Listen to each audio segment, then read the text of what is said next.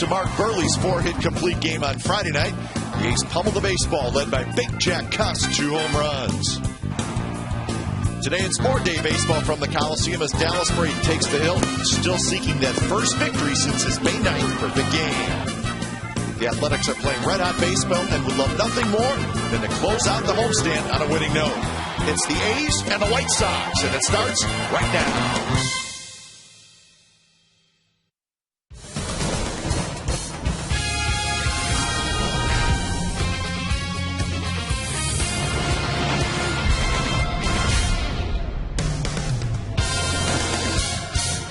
It's a gorgeous afternoon for baseball in Oakland.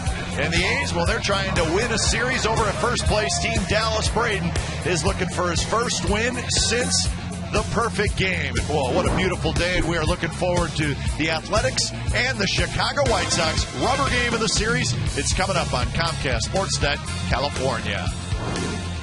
Good afternoon, everybody. Welcome to Oakland A's Baseball. Along with Ray Fosse, I'm Glenn Kuiper. Big offensive day for the A's yesterday, and the A's have a very hot cleanup hitter right now. His name is Jack Cuss. Well, it's been ongoing for Jack Cuss. I think going back to Friday night when he was not supposed to be in the lineup, had 2 doubles off Mark Burley. Yesterday afternoon, he crushed a couple of balls, but he has been swinging the bat so well going back to the Boston series. Just everything he hits, whether it's to the opposite field or pulling it. And it's not a matter of just getting over the fence. Ultimo there showing the great uppercut swing of Jack Cuss. Not so much topspin on that one. And it went very deep. Almost hit the sweets here at the Coliseum yesterday afternoon. But Jack Cuss is hot.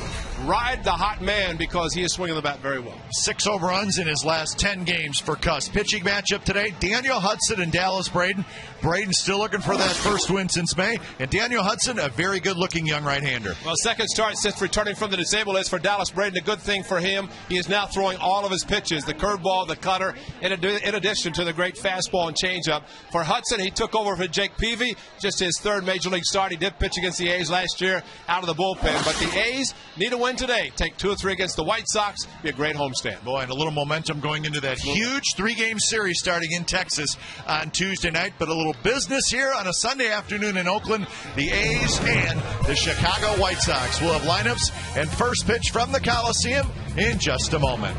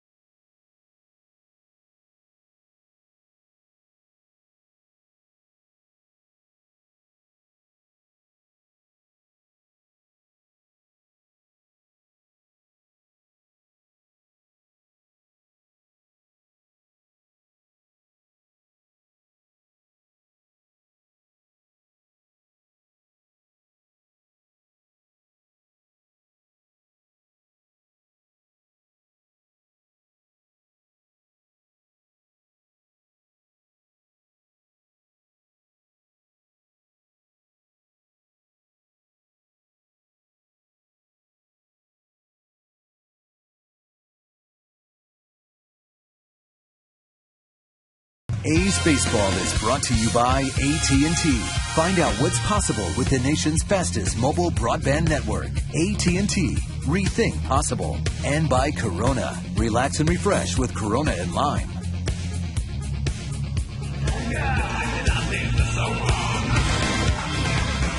Dallas Braden leading his teammates onto the field for the rubber game of this 3-game series. Time weather for the ball game is brought to you by the Santa Cruz Beach Boardwalk. The admission is free and the boardwalk is open daily. Gorgeous day, 67 degrees. Lots of sunshine, but not too hot. So a good day to be a fan. You will enjoy this one. So it's the A's and the Chicago White Sox. So Braden starting his warm-up tosses. Let's take a look at the lineup that Dallas will face this afternoon. Starts with that man, Juan Pierre. Pierre will be in left field, then Alexi Ramirez at short, Alex Rios in center, Paul Konerko is the first baseman. Carlos Quinton will DH, AJ Brzezinski is the catcher. Diane Vizieto is the third baseman, Andrew Jones in right, and Gordon Beckham is the second baseman.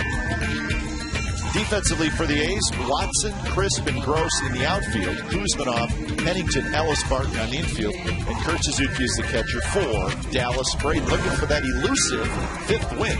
Well, he doesn't have to look very far for the Stockton 209 because it's playing loud and clear at the Coliseum for Dallas Braden as he looks for the first win following his perfect game. Just lay out. We have White Rabbit. We have Stockton 209. Everything. But you know, one thing about Dallas, and I think it's kind of overlooked, granted he has not won since May the 9th, but he is only one of 2 pitchers to ever pitch a perfect game and to pitch a complete game the next game. And that's exactly what Dallas did against the Angels. And you combine the fact that he has been injured several times when he's tried to go through it. He's not received a lot of run support, so maybe that all changes today in his second start since returning from the DL. So Juan Pierre steps in, and this ball game is officially underway, and it starts with a fastball for a strike to Juan Pierre. So 107 is first pitch start time. Second pitch of the ball game, tapped slowly to Ellis. Juan Pierre is retired, 1 out. What did Dick Callahan say? They said temperature, whatever, nice. And you know what? I couldn't agree with them more. Forget the number, it's nice. Well, let's just think about Tuesday night. Enjoy today, because Tuesday night, all through next week, it's going to be just like it was in Kansas City, at least Texas for sure. So Chicago, that means you can give me the weather report, right? I can tell you it's going to be the same. All right. Yeah. In other words, casual. Hot. But that's why we have to really enjoy this nice weather here in Oakland at the Coliseum for day baseball, night baseball. It's beautiful. Ellis leaps and cannot quite get it. Alexi Ramirez has the first hit of the ball game.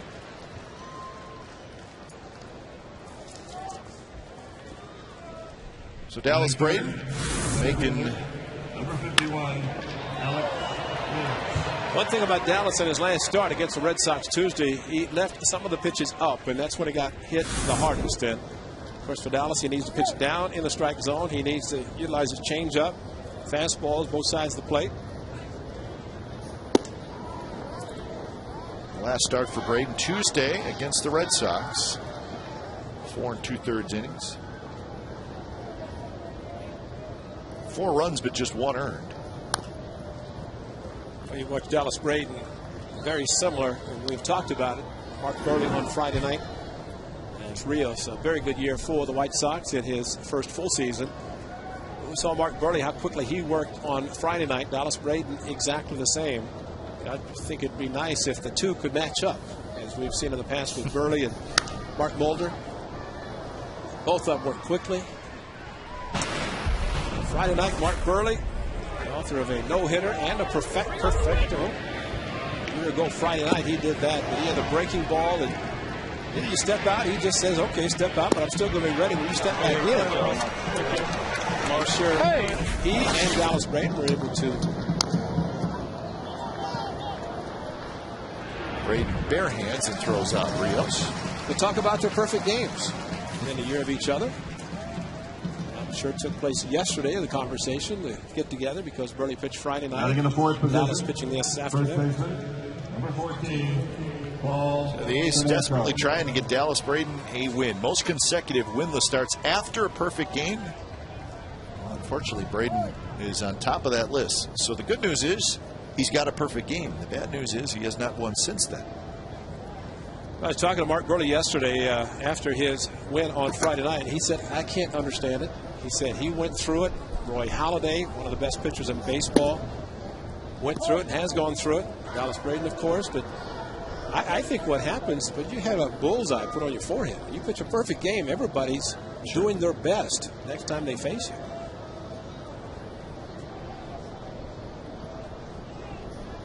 Of course, Dallas had some injuries to work his way through soon after the perfect game.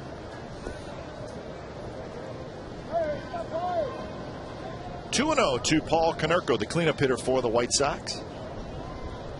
Runner in scoring position is Ramirez. And that one sliced down the right field line, and it is a fair ball into the corner. Ramirez will trot home, and Konerko has himself an RBI double. So that's Konerko's first hit in the series. And it knocks in a run. It's so tough to pitch Konerko carefully. He's a very good hitter. As we saw Friday night, hit a ground ball to the right side to advance Rios to third. Takes a good pitch from Dallas Braden. A fastball down and away and just serves it right field. Not enough slice on it from the A standpoint. So the slow hit ball by Rios back to Braden where he could not get Ramirez at second. Puts him in scoring position. Probably would not have scored for first base on this hit by Konerko, but he was at second and trotted home. RBI number 67 for Konerko, and this is Carlos Quinton, who is DHing this afternoon. Quinton has been in right field the first two games in this series.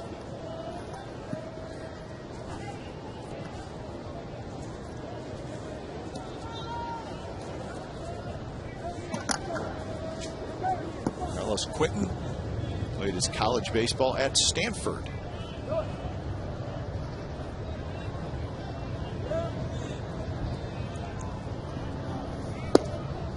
Fastball just a bit inside, 1-1 the count. He's got two guys back to back. Mentioned about Konerko, tough to pitch him carefully because of Quinton having a great year behind him. Three guys in the 3, 4, and 5. A lot of home runs, runs batted in, so all three are very dangerous, starting with Rios. Reach for, popped up shallow center field. Coco Crisp coming in. And he's got it side retired. A run on 2 hits for the White Sox. Bottom of the first coming up. 1-0 Chicago.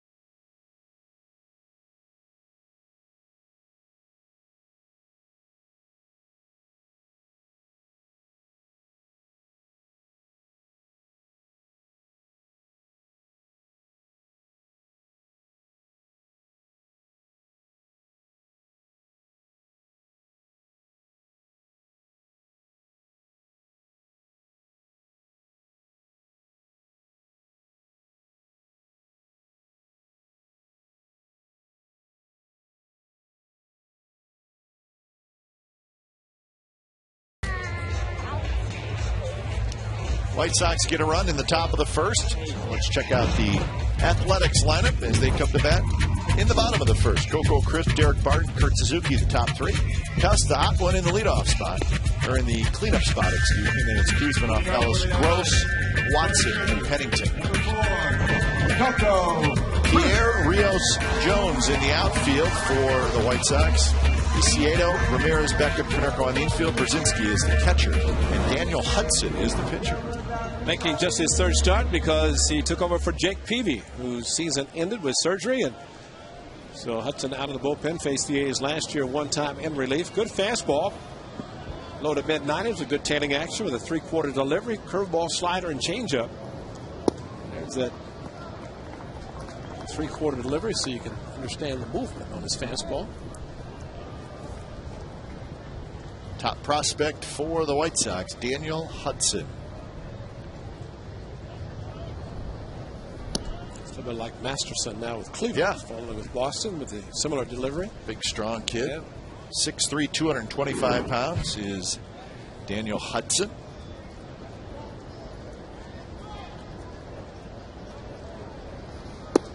Hudson, just 23 years old, was a fifth-round pick in 2008 of the White Sox. So he has moved quickly through the system.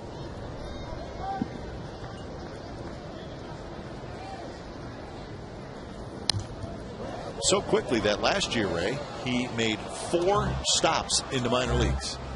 And then he got to the big leagues. So he was a busy man. Lots of traveling last year, but the end result was he got to the big leagues and pitched in 6 games for the White Sox in 2009.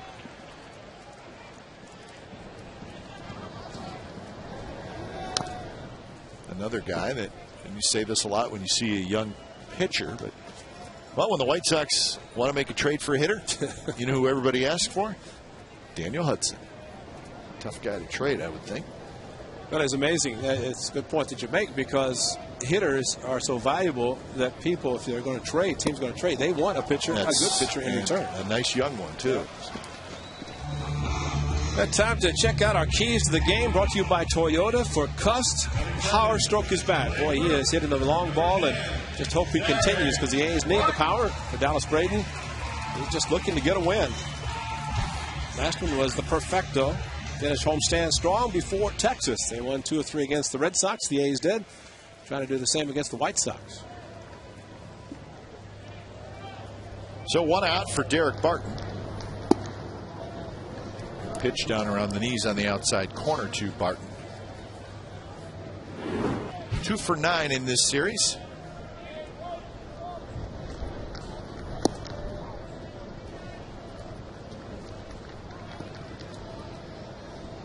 A's coming in 49 and 48 on the season. They have won 8 out of their last 10. And they picked up a game in the standings yesterday, so they are 7.5 behind the Texas Rangers coming into today's action. Angels are 6 back.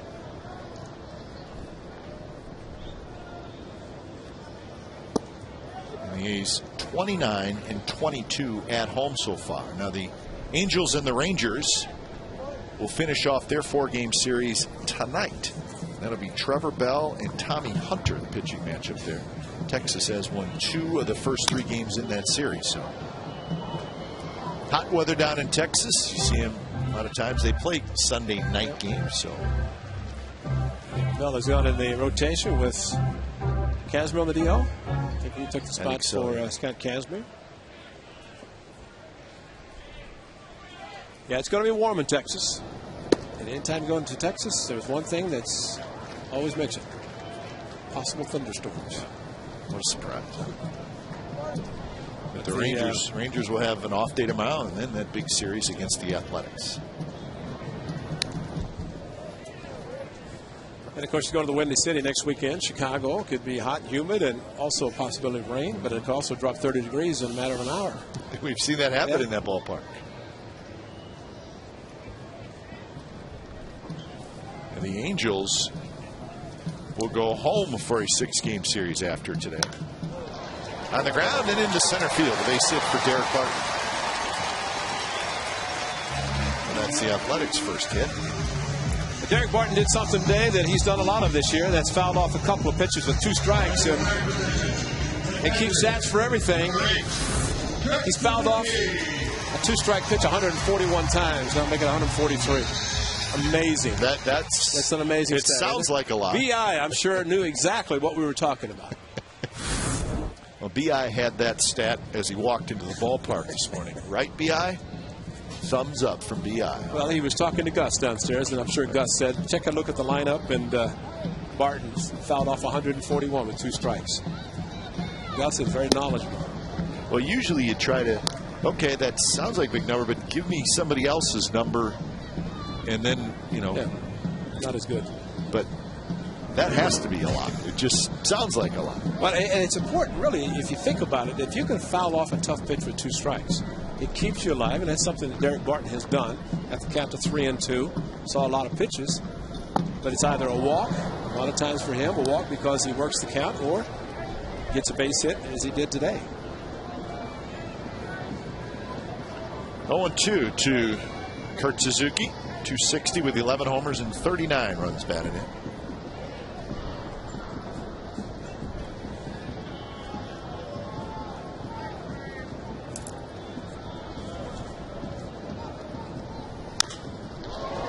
Kurt to right field where Andrew Jones is there, and he's got it.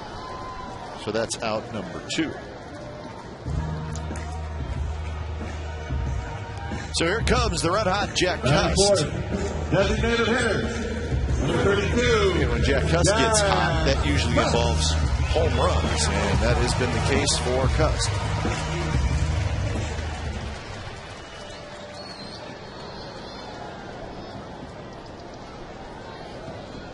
The 2-homer game yesterday for Cust. 7th time he has done that in his career.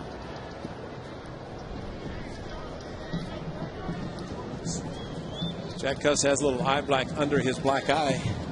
His left eye is got a little eye back on his eyes. Yeah, but daughter Ava, 3-year-old, I think had an errant elbow. As you say, kids that age, the elbows and feet, it doesn't matter. They don't care where they go. That's pretty good. Jack camouflaging it with a little eye black to reflect the sun. Whatever, Jack, just keep doing it. It's doing great. Dad and Mom came in for the Boston series, had a big home run on Wednesday while they were in town. Let's continue that through the weekend.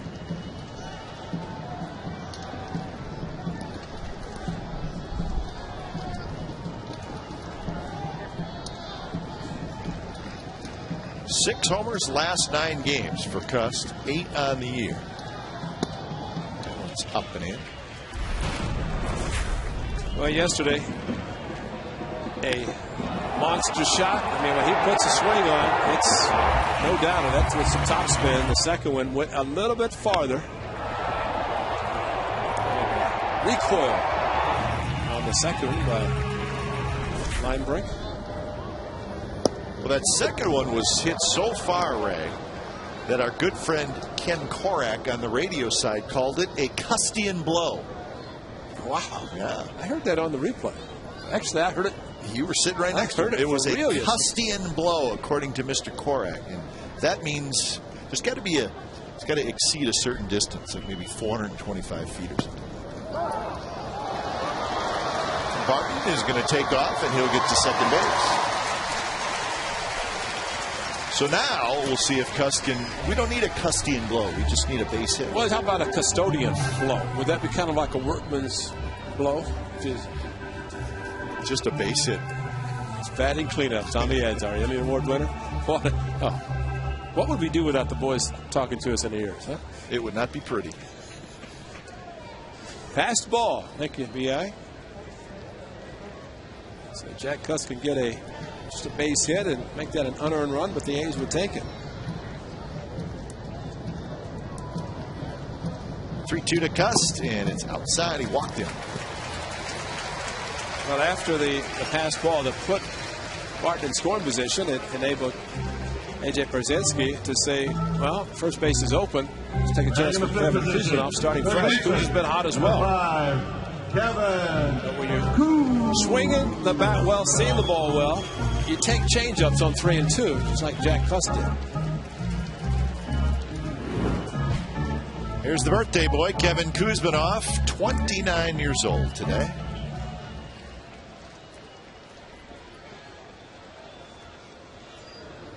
9 home runs and 50 runs batted in for Kuzminov. Little jam shot, and Ramirez makes the play, and that will do it. A's get a hit and a walk, and they strand a pair onto the second. 1-0 Chicago.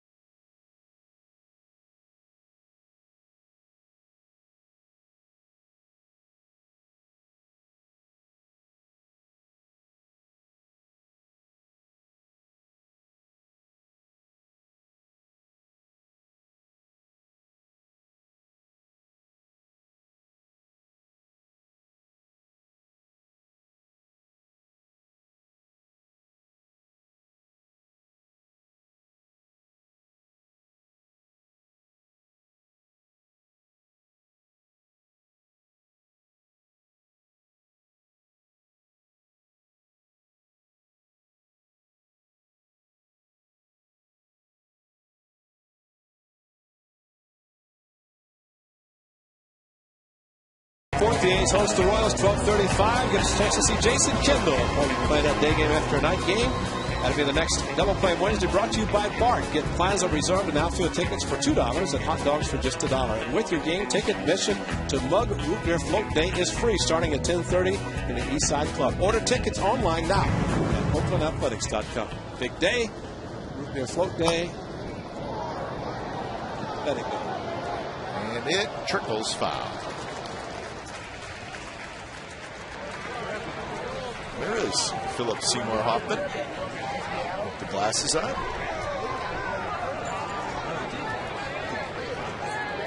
He is playing the manager Art Howe in the movie Moneyball. How about that? Where's he sitting? He's got down the level?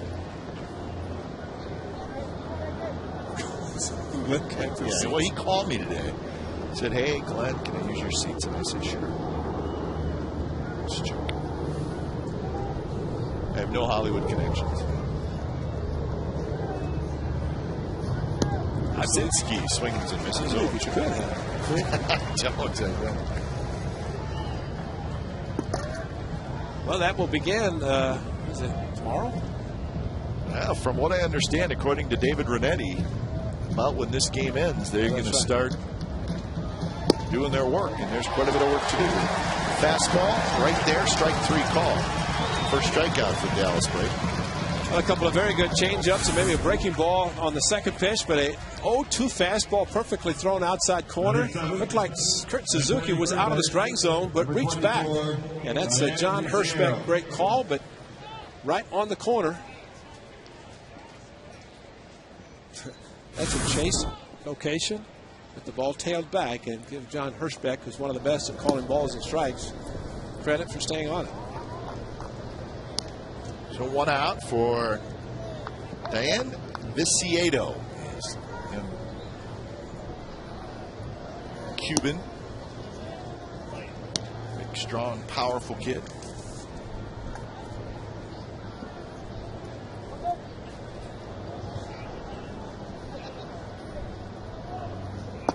Now 3-0 to Viciedo, who we're told is a free swinger. Not getting cheated when he lets it go. Got to get something close enough for him to swing. Those first 3 have been way out of the strike zone. That one is in there for a strike. See how he handles a 3-1 changeup. This may be a fun swing to watch, folks.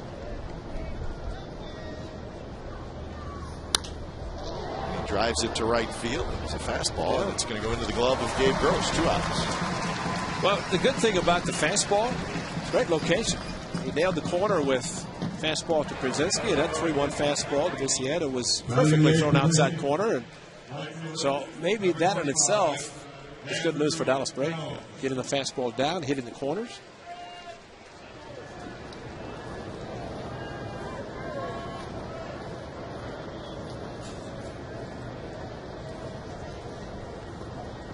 Here's Andrew Jones hitting in the 8th spot.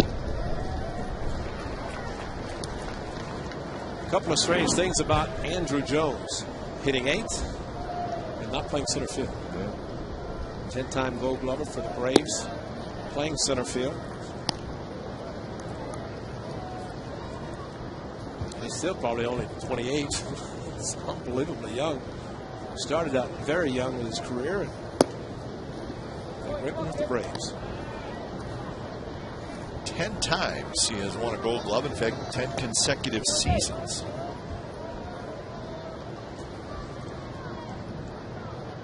The last one was 2007.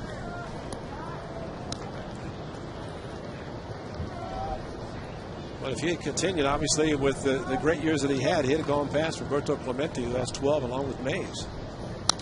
I think the thing that was hard to figure out is the decline of Andrew Jones. It really happened in 1 year. Dodgers?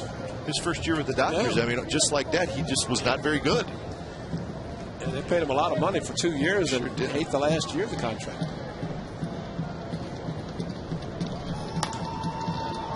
It's that one to shallow center, where Coco Crisp coming in.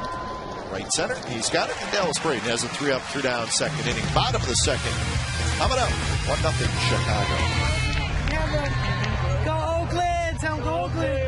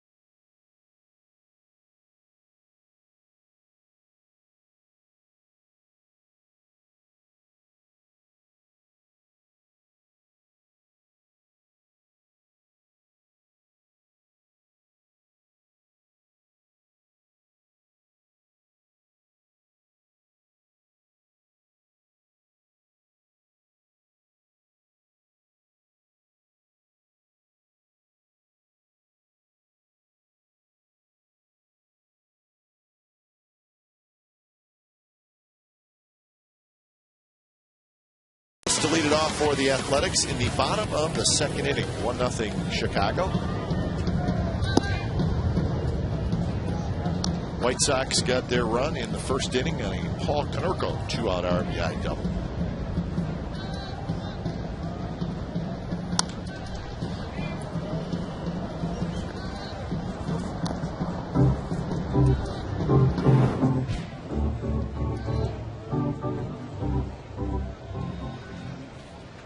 Went for 8 in the series for Ellis, 276 overall with a couple of home runs.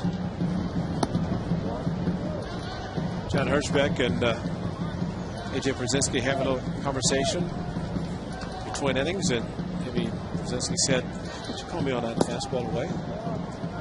I'm sure John Hirschbeck said, "You know me well enough. Swing the bat." We've been together before. Jay, a 10-year vet. And so far today, a couple of pitches to Mark Ellis up in the zone, called balls by John Hirschbeck. So it looks like his strike zone is down. The veteran, one of the good guys, one of the good umpires, John Hirschbeck.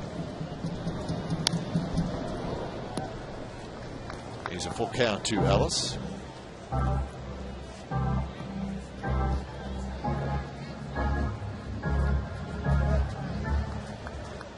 Ellis will be followed by Gabe Gross and then Matt Watson. 3-2 pitch, runs inside, and that's a leadoff walk. Well, here's our legendary performance brought to you by Nation's Giant Hamburgers. Congratulations to these gentlemen. Norman Elbert, Whitey Herzog, and Andre Dawson. They were elected to the Hall of Fame today. There's Andre Dawson, 8 times an All-Star, 8 Gold Gloves, won an MVP in 1987. Terrific player was Andre Dawson. Expos, Cubs, time at the Marlins. Of course, Whitey Herzog, we all know about him. 6 division winners, 3 pennants, 1 World Series. So he had a white rat and a hawk going to the Hall of Fame today. And you've got a giant appetite. It's got to be Nations. So. Andre Dawson, terrific player. And Whitey Herzog, great manager. Our friend John Miller going in as well, so we congratulate John. And this time next year, will there be a new class? And some of the first-time eligible players. Jeff Bagwell's one of them, Larry Walker. And I'm happy to hear Bruce Jenkins, longtime Bay Area writer, has a vote, and seem to think that Bert Blyleven would get the necessary votes. It sounded like Bruce had not voted in the past, but thought that he would in the 2011, which we hope so. Well, this past year, Blyleven very close, Roberto Alomar very close. Well, both of them probably. Of course, Robbie would think that would go in next year, should have gone in this year. And we hope Bert Blyleven, his final year of eligibility. Some would say that he has really been politicking, but why not? Look at the numbers. All you have to do is just, all he's doing is reciting the numbers that should have him already in Cooperstown. Yeah, I agree. Doug Harvey, the longtime umpire, went into the Hall of Fame today as well, so congratulations to him. Watson with a base hit to center field. Ellis stops at second.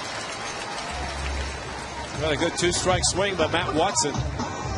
The bat he used on Wednesday, played ball Colts, a home run. Probably not this one, because that one broke. Matt Watson, a good swing. And you think about it, Matt Watson played in Japan, Korea, Independent League, the Atlantic League. So he's had a home run in those 3 plus Major League Baseball. He said he picked up a Kevin Malillo bat. Kevin Malillo, 2007. Thought it had dry rot in it. I think he said he asked Rajay Davis, "You think I could use this?" And he hit the ball off Clay Buchholz and said, "Oh no, I hit it well enough, but with this bat, no way." That could have dry rot. Yeah, and he hit it just over the Outtown scoreboard for his first Major League home run. He got back in. It's like the bat that Wonder Boy. Yeah. And he said it cracked all the way down. Oh, it didn't break completely, but just got a big crack. What a dry rot. What he expected. That's hard to do. Yeah, but he hit it with that. Little flare, center field. Ramirez over the shoulder. And this is the bat, Kevin Malillo bat. And off Clay Buchholz, a 1-0 fastball. Dropped the bat very gently so it wouldn't break. And first Major League home run. And he said his family said there was I think a DirecTV package special for a week, so everybody got to see it. So it worked out perfectly. Got text messages from people, and he sent one to Kevin Malillo and said, "Your bat's now enshrined in my house." My Hall of Fame. My first home run. It's a great story, but there's no doubt to hit a home run in Japanese League, Korean League, Atlantic Coast League, Independent Baseball, Major League Baseball. I think he's got a lock on that. Well, how many guys have hit a home run in the Independent League and in the Major Leagues within a 2-month period? That's great, yeah. May 27th, the A's picked him up after playing independent baseball. But I think it's quite a compliment to the A's and the A's organization for him to say that the best years he and his family had were playing for the A's in his first tour. He's back now. Home run Wednesday, solid base hit this afternoon.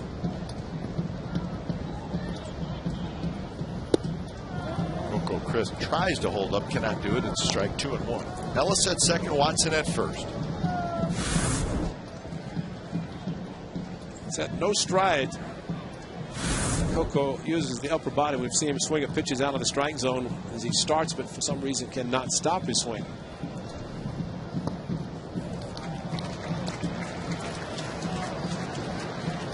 So now Crisp in the driver's seat, count-wise, 3-1.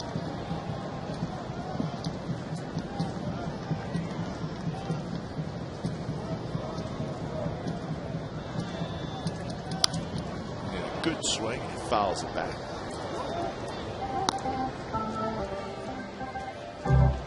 Coco Crisp did so well coming off the disabled list, and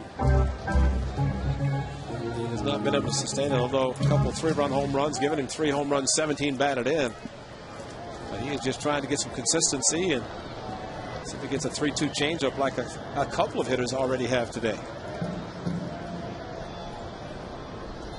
And that pitch just a bit outside, so the bases are loaded with 2 outs.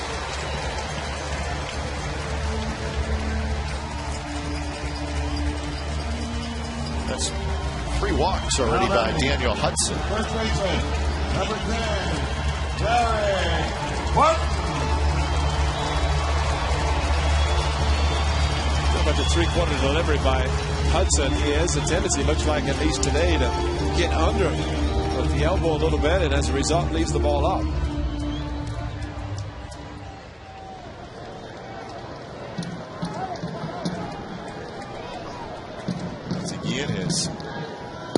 Has seen his team play terrific baseball the last 5 weeks or so, 6 weeks. In first place in the AL Central by 2 games. The A's with a chance to take the lead.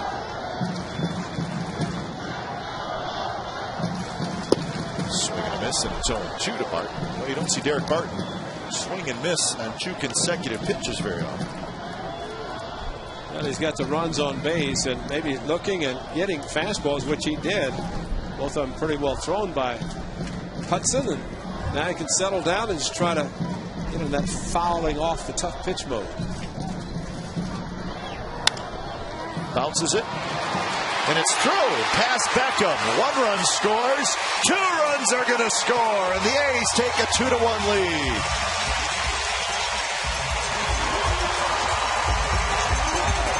Well, Beckham probably thinking he did not want to try to dive for the ball, thinking he would not have enough time to get up and throw out Barton, so he reached down, the ball just under his glove. So Barton, like Watson, 2-strike hitting. Derek pulling the ball, trying to hit the gap, and he did, as Beckham in the outfield just could not come up with the ball. And both runners, all runners moving, 2 able to score easily, and just that quickly with 2 outs, Derek Barton, a 2-run single. We'll cheer for you as well. So RBIs 35 and 36 for Derek Barton, and those are big ones. I'm sure Beckham will tell you, I should have had it, but it doesn't matter.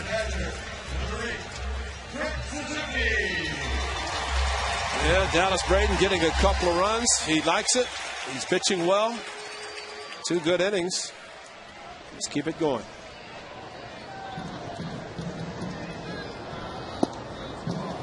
Slider, and Suzuki swings and misses.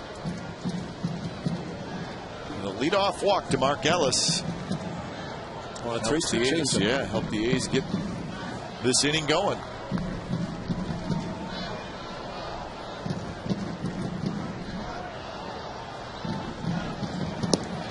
Runner goes, throw to third, not nearly in time. Coco Crisp, an easy steal of third.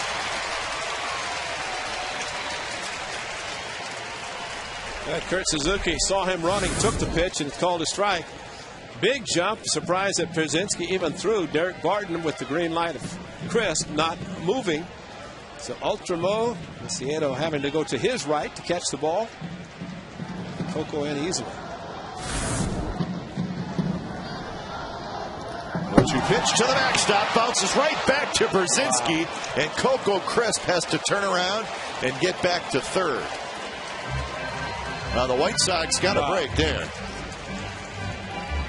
Well, you've seen that happen before, and you've also seen a catcher go back and overrun the ball. But Brzezinski, the ball hit so hard on the lower part of the backdrop signing, came right back to him. You talk about great reflex by Coco Crisp to come down the line, stop, seeing the ball, and get back quickly. That's heads up. Now Barton does go to second. So the 1-2 pitch, that one's outside.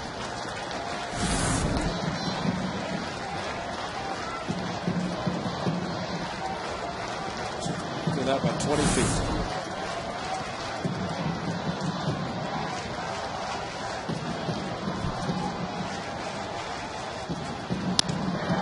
Center field, and that's going to get down for a hit. Here comes Rios' throw to the plate. It is not in time. 4-1 A's.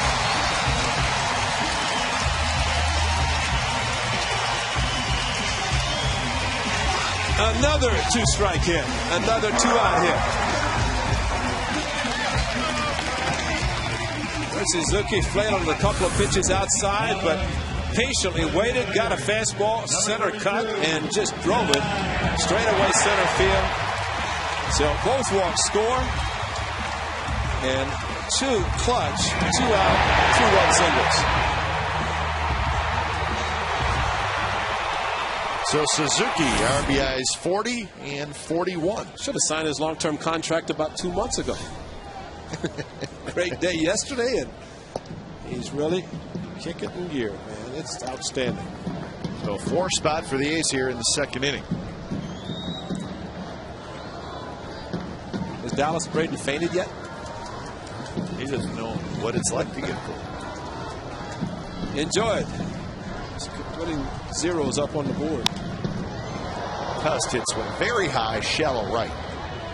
Andrew Jones makes the catch, but a couple of big hits in the inning. A 2-out RBI hit by Barton and a 2-out RBI hit by Suzuki that knocks in 4 runs. A's lead 4-1 as we head to the third.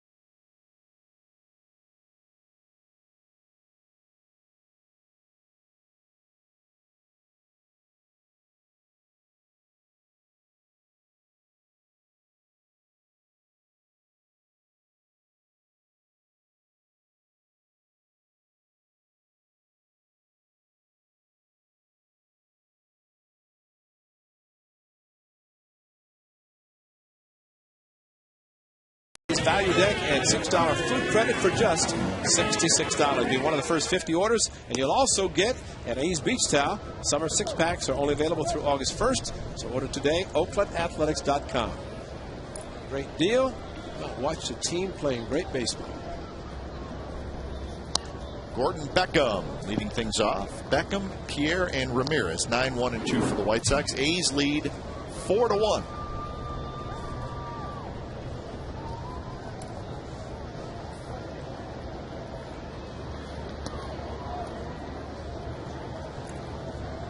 Beckham 2 for 7 in this series. Single and a double. I think Dallas Braden threw that curveball very slowly, just so everybody knows that he's throwing the curveball and the cutter, in addition to the fastball and changeup. There's that low strike we're talking about, John Hirschman, right there.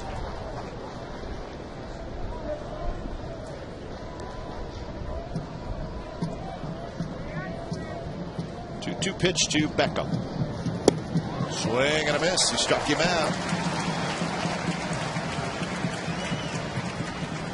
There was a time this year where the White Sox thought it was not going to happen. After they lost a game on the 8th of June, they were 9.5 games out of first place, 24 and 33. But look what they have done since then.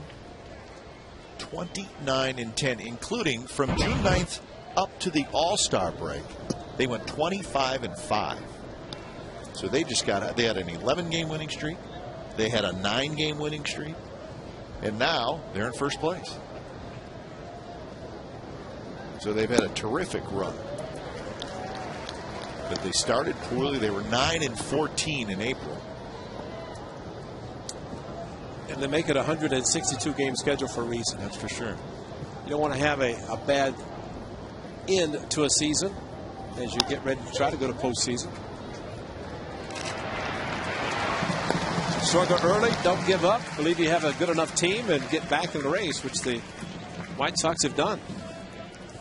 I thought it was amazing when I started reading where some of the Twins players were saying we didn't even think they were on the radar. Didn't even know they were in the division. Next thing you know, they're top of the division. Well, that goes for not just teams but players as well, Ray. Yeah. I mean, how about Romualdo Jimenez? Oh, wow. I mean, a month ago, I mean, he was the toast of baseball. Now, he's still a terrific pitcher, but last night he gave up 6 earned runs in 2 innings. His ERA is 2.75. Now, the record is still 15 and 2. But he has not pitched very well the last month or so. You watch him pitch, you couldn't imagine him giving up 6 earned runs in 2 innings.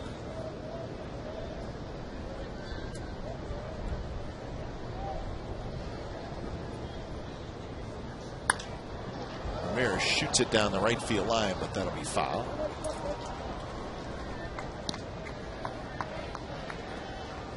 Dallas Braden has done a good job with shutdown innings. Now, not a lot of opportunities, just 17, but that's because the team has not scored a lot of runs for him. He has not had That's a great point. innings to shut down, if that makes any sense.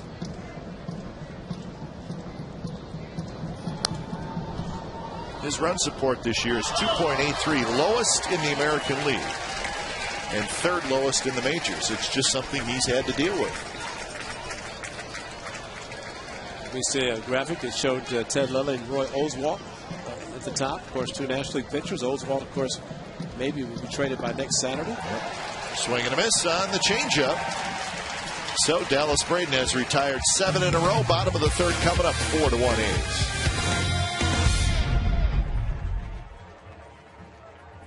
Ladies and gentlemen, it's time for the Aquafina water break. Be sure to try a bottle of Aquafina.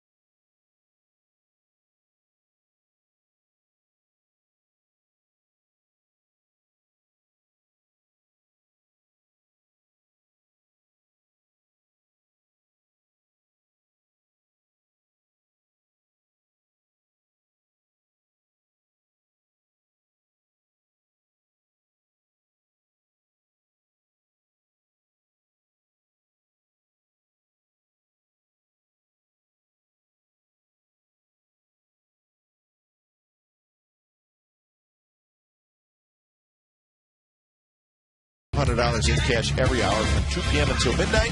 Visit cashcreek.com for details. Beautiful day in the Bay Area, all around the Bay Area, including right here at the Coliseum. Birthday wishes out to Kevin Kuzmanov, who's 29 today. Kuzmanov popped out to the shortstop in the first inning.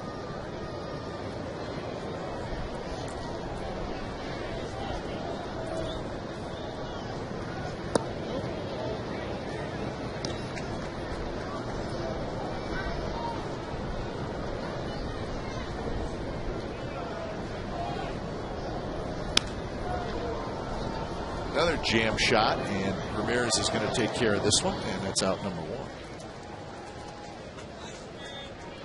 Well, time now for our Subway Eat Fresh Ask Glenn and Ray question. You can log on to csncalifornia.com to post your question.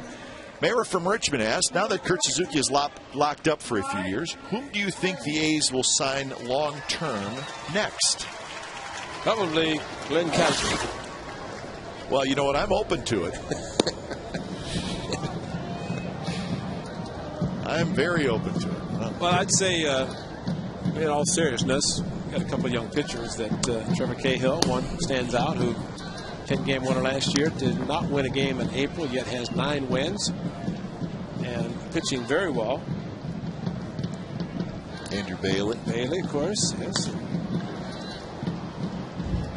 You know, it's kind of a cost certainty type thing because you're concerned about free agency, but arbitration. In the case of both Brett Anderson, who signed, as well as Kurt Suzuki, they'll bypass all the years of arbitration eligibility plus 1 year of free agency. But it's a great deal for both player and the team. There's no doubt. And it really is cost certainty. Kurt Suzuki, unless he would have got traded, was not going anywhere for the next 3 years. No. So when we say, well, the A's are keeping Kurt Suzuki, well, he was going to stay here no matter what, right, yeah. Except for the option year, which would be his first free agent year, which that's a big deal. Right. He was not going anywhere. But the fact is now you know exactly how much he's going to make. You can build your salary structure maybe kind of around that, but it's always nice for front office to know. Well, and the most serious thing is the fact that with arbitration, you never know going in. That's right. If a player has a great year, he could throw an astronomical number out, and the club could be so far away, and the arbitrator has to pick one or the other. Mm-hmm. And so that way the team knows Kurt Suzuki is going to be consistent. He's not going to drop off in his work ethic, his preparation, his ability to play the game both sides, catch and hit. So say the A's probably very smart in doing it because they don't have to worry about an arbitration case. They don't have to worry about saying Kurt Suzuki's a bad player when they go to arbitration, which you have to do. You can't say he's great because the arbitrator will say, well, you say he's good, so just give him the money.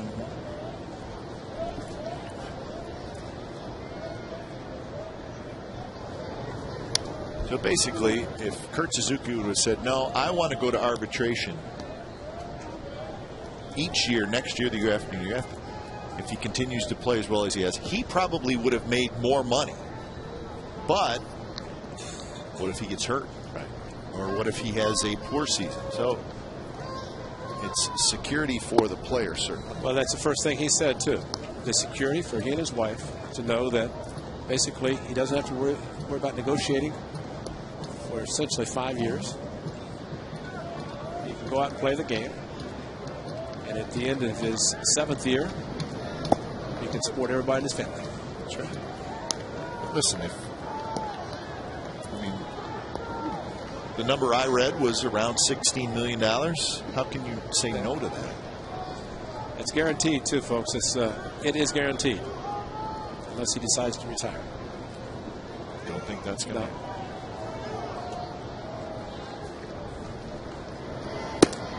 Check the swing. It's outside to Gabe Gross. So full count. But you have to hope that the player continues to get better as well. It does happen sometimes where you give a young player a 3-4 year contract and he struggles. Maybe doesn't become the player that you thought he would. There's no doubt Cleveland started it back in the 90s. They were excellent. They put together a lot of division championships. Missed out on the World Series, but they signed their very good young players, long-term contracts, bypassing arbitration and in some cases free agency. And they did a very good job of knowing the players they were signing. And other clubs have copied that. Another foul ball. It's a good battle here between Gabe Gross and Daniel Hudson.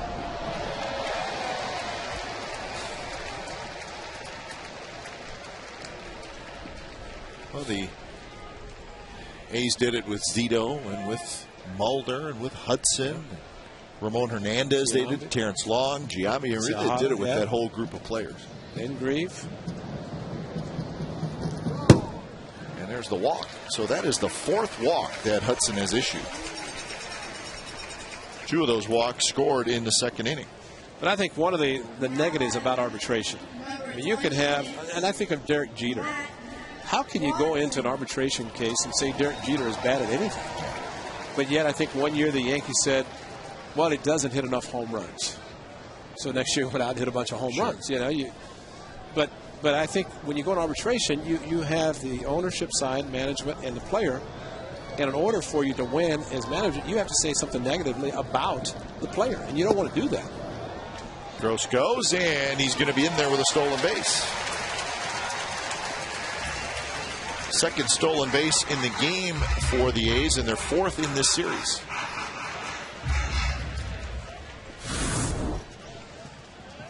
Hudson with a little bit of a high leg kick, and A.J. Pierzynski has a very strong arm, quick release, but the A's running.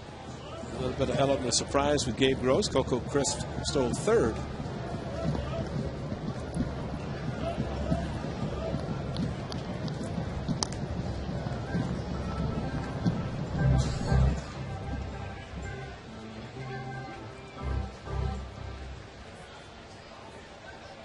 Watson singled and scored in the 2nd inning.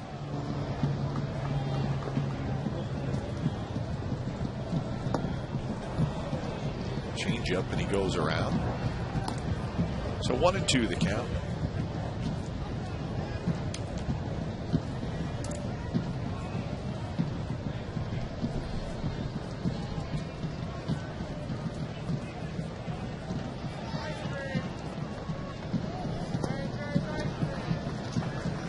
Hudson tried the same pitch, but Watson did not go after that one. A's hitters today have been excellent in taking the changeup from Hudson. He's thrown several. Watson just took one. A couple of guys last inning took him with 3 and 2 changeups.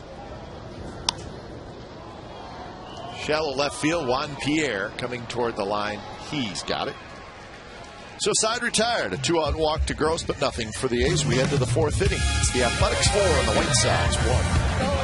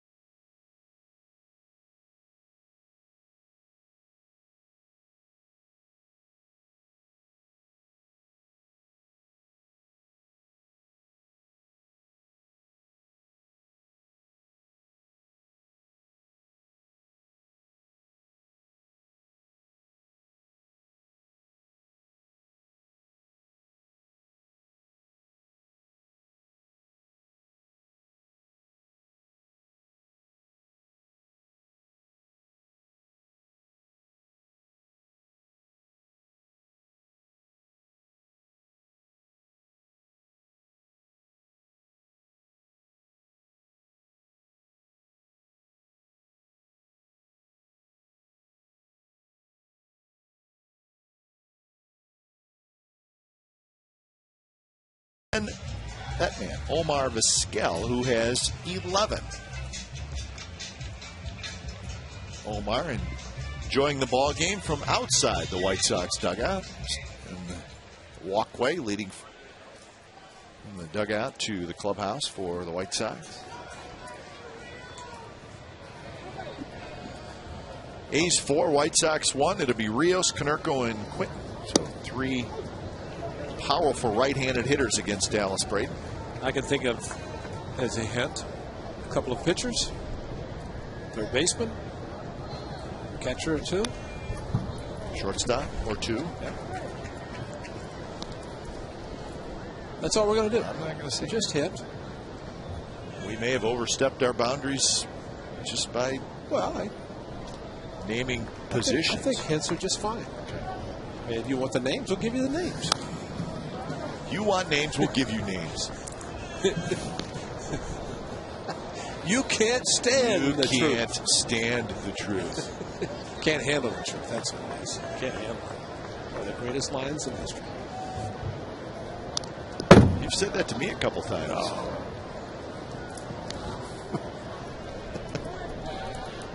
Glenn, you were not very good tonight broadcasting. No, never said that. Never said that.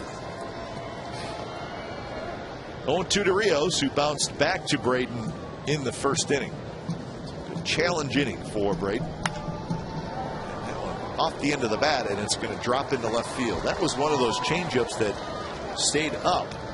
And even though Rios hit it off the end of the bat, he does have a base hit. And it was the high changeup that hurt Dallas a little bit on Tuesday against the Red Sox. Now batting. His best changeup today has been the one he threw to Ramirez last inning with 2 strikes. Threw it in the dirt, and he swung and missed. And that's when we saw Dallas's first start of the season against the Mariners, when it looked like the Mariners were going to win the division, or a lot of people thought they were.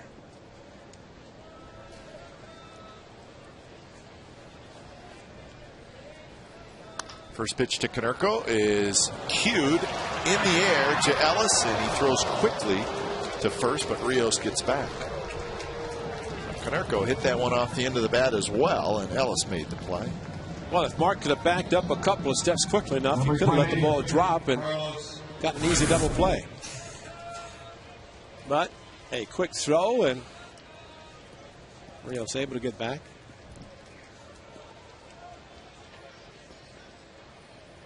Well, is Derek Barton great at stretching? Hurt. Yes, it did.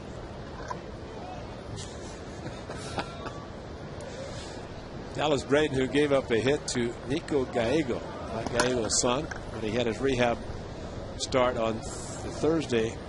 This has been a week ago Thursday in Stockton. Gave up the hit and then did the phantom throw over with Nico at first base. Tried to pick him off. Wouldn't get off far enough. But he actually threw over. Nico told his dad that he was out, but the umpire called him safe. It's quick. Fouls it straight back. Nice play down low.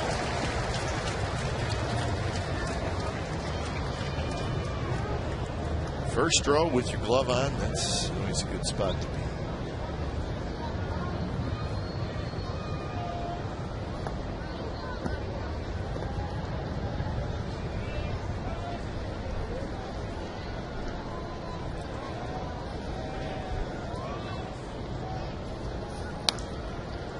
Half swing by Quinton, and now Braden's ahead in the count, 1-2.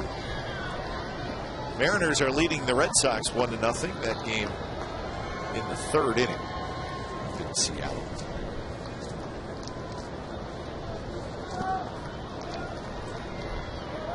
Red Sox won the first 2 games of that series, but the Mariners won last night, so that's the final of that 4-game set. Lots of rain in baseball today. The Yankees are in a rain delay in New York. In the National League, in Philadelphia, there's a rain delay there.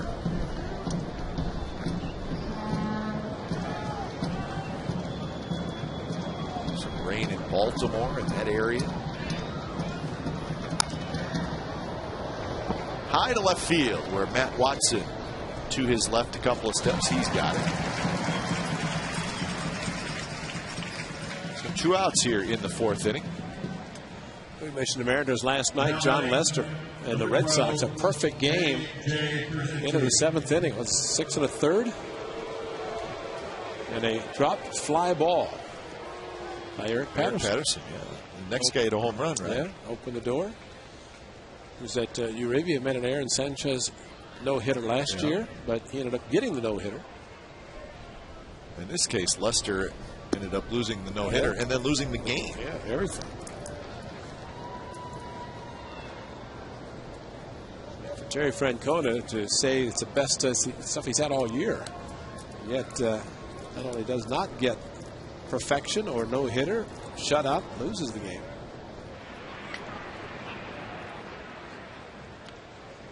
A lot going on, though, with the Mariners. Sean Figgins and the manager, Don Wakamatsu, getting into it pretty seriously in the dugout a couple nights ago. So they've really had a lot going on up there this year in Seattle.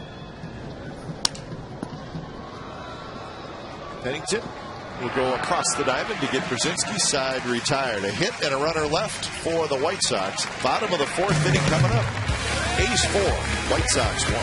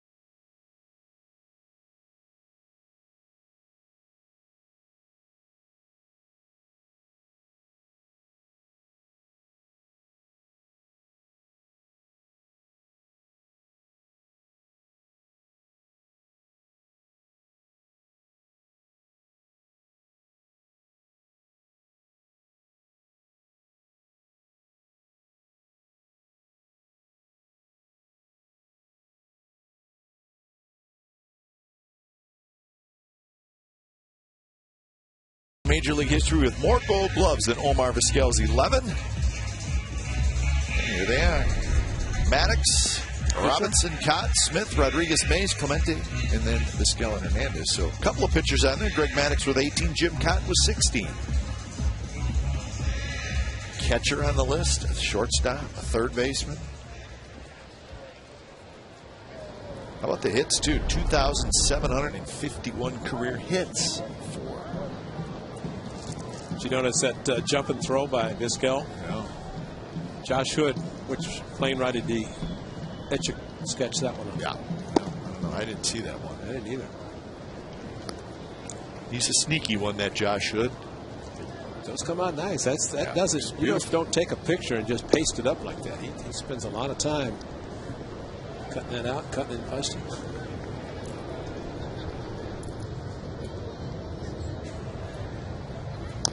Pennington dribbles that one foul. So Pennington, Crisp, and Barton here in the bottom of the 4th. A's scored all 4 runs in the bottom of the 2nd. A pair of 2-out hits. That youngster. Any question about what team that youngster likes? I don't think so. Nice event last night, Ray. Dinner on the Diamond here right at the Coliseum with most of the players, and able to bring their children, so it was fun watching the little kids running around. Everybody had fun. If you can picture, boy, 40 tables sitting out in left field. the food, buffet lines right on the warning track out in left field. All that with Clay Wood at home going, oh my gosh. Well, no, he's just getting ready for football. That was a piece of cake last night compared to what he's going to be dealing with very soon. I mean, this is July the 25th, folks, so we're looking at football here at the Coliseum. In the next, 3 weeks or so.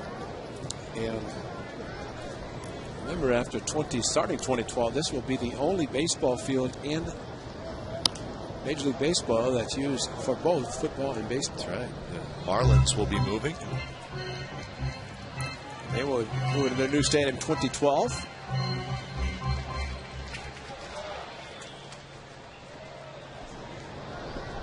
Tarps will come down for football, of course, and I think David Redding said the tarps come down for the movie. Yep, taking them down. Pennington, a very good at bat, and he finishes it with a base hit. Well, that was so good. That's a 9-pitch at bat. It's a 2-strike base hit. I bet Jim Skate is going to make sure he goes to dinner at Francesco's. Just 1 under 10, but still, that's a good enough bat. Reward him with some chicken parmesan. What's your favorite? Yeah, that's a good one. Tiramisu? No. No? Oh, you're not a sweet guy. Yes, I am. I'm a very sweet guy.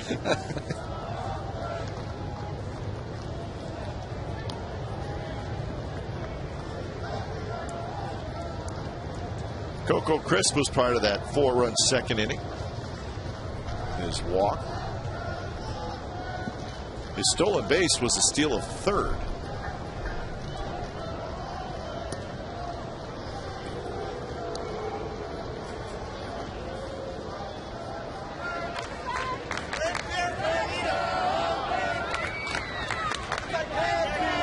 Somebody else celebrating birthday today, not just Kevin Kuzma. As Kuz had that sign maybe printed and gave it to some of the fans. Bunt attempt, and it's a strike to Coco Crisp.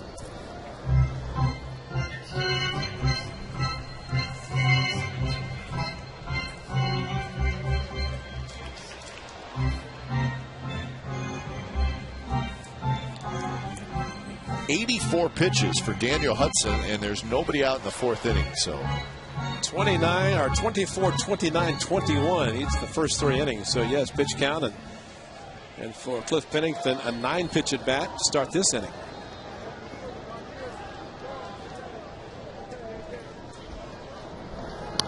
Another bunt, and this one Crisp gets down, and Hudson will throw to first. So it's a sacrifice with Pennington going to second base. 1 out for Derek Barton. Coco Crisp, an excellent bunt. And gets a runner in scoring position. Cliff Pennington, although Gabe Gross stole second, Crisp goes third. So, question: could Pennington have stolen second? But another runner in scoring position. So the little things that Bob Guerin talked about, the A's doing a little bit more of the second half of the season. We have seen that starting in Kansas City and continue.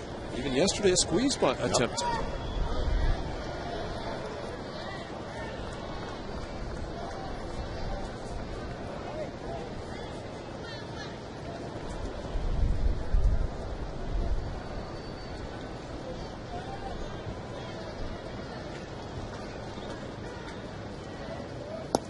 Derek Barton is 2 for 2, a couple of singles.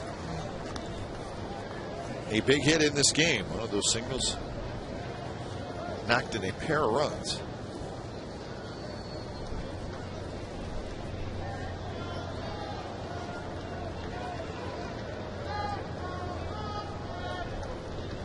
We talk about a single play changing the looks of a game, at least so far. Barton's hit, the bases loaded and 2 outs, ground ball to Beckham, the second baseman's left, and really a play he should have made, and he did not, and it went through. 2 runs scored, a wild pitch, and then Suzuki with a 2-run single. Beckham makes the play. It's the 3rd out of the inning, and the A's do not score. Instead, the A's scored 4 times. Well, Beckham more of a left side of the infield player in his college days, and of course coming up last year with the White Sox playing third base, shortstop in college. So moving to second base for the first time. Might have played into a little bit, but I think we're so spoiled watching Mark Ellis make that play so consistently that figure that from angle, getting a good jump and getting to the ball and making it look so easy. But for the A's, fortunately, Beckham could not reach down and get the ball. But both times with Martin and Suzuki, Hudson had 0-2 count and ended up giving the 2 hits.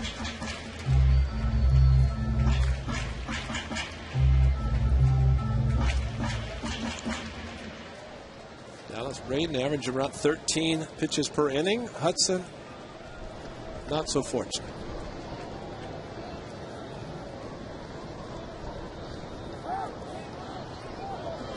Fake pickoff attempt as Ramirez snuck in behind Pennington.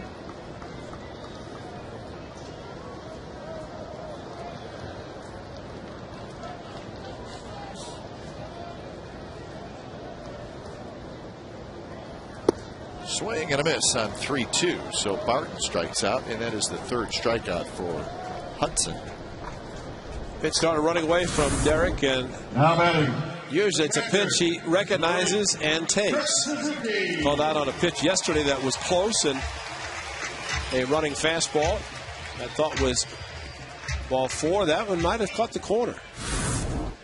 And by the way, it's Ichiro Suzuki has fouled off 150 with 2 strikes. He has. He's ahead of Barton. Do we know that for sure? Is that an official stat? Somebody's doing it. I mean, the Angels actually put in their stats. Well, there is stats for everything now. But Torrey Hunter has robbed home runs 35 times. And the Angels are the first to put in their notes the number of times the Angels go from first to third. So they're being created all the time. See, my thing is like the Angels thing. That's a great stat. Sure. But how much better are they than the team that has the second most first to thirds? Are they better by 10? I mean, are they significantly better than everybody else? I'd say when you play the Angels, be aware because they're going to go first to third. And I think a lot of clubs have learned from them in their style of play and realizing that why not be aggressive on the base paths. Right field, and that's going to drop for a hit. Andrew Jones, his throw to the plate, up the line. Pennington scores, and another 2-out hit for Kurt Suzuki. 5-1 Athletics.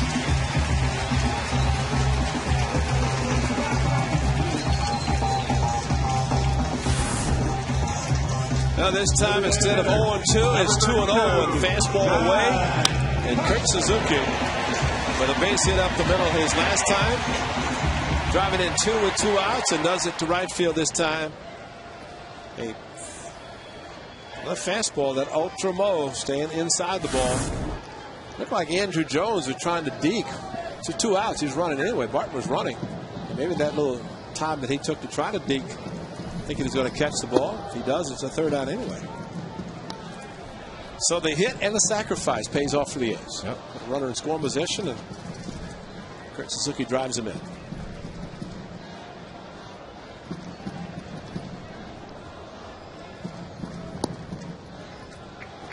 (2-0) to Jack Cust, who has walked and hit a fly ball to right field.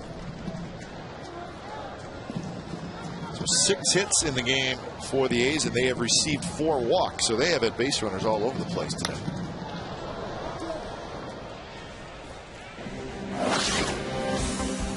Here's our Bloomberg Sports graphic for today. Slugging average for Jack Cust, with Green being this year. Of course, he didn't get called up till the month of May, but and no surprise lately. See a little uptick there. But you're going to show the number of foul balls with 2 strikes. Well, although Bloomberg Sports could possibly have that somewhere in their graphics list. Well, Bloomberg Sports, the leader in data analysis, has developed an analytical product being used by baseball clubs. There's also a product for fans. Improve your fantasy play or track your favorite players and teams. Go to BloombergSports.com for details.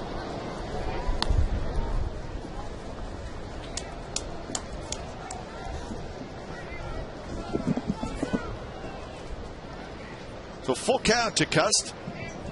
With 2 outs, Kurt Suzuki will take off with the pitch, and he does, and Cust hits one very high right center field. And it's going to be Andrew Jones who waits for it to finally come down, and he's got it side retired. Another 2-out hit for Kurt Suzuki, and it knocks in a run. He's got 3 RBIs in the afternoon. Hey, fans, you might be.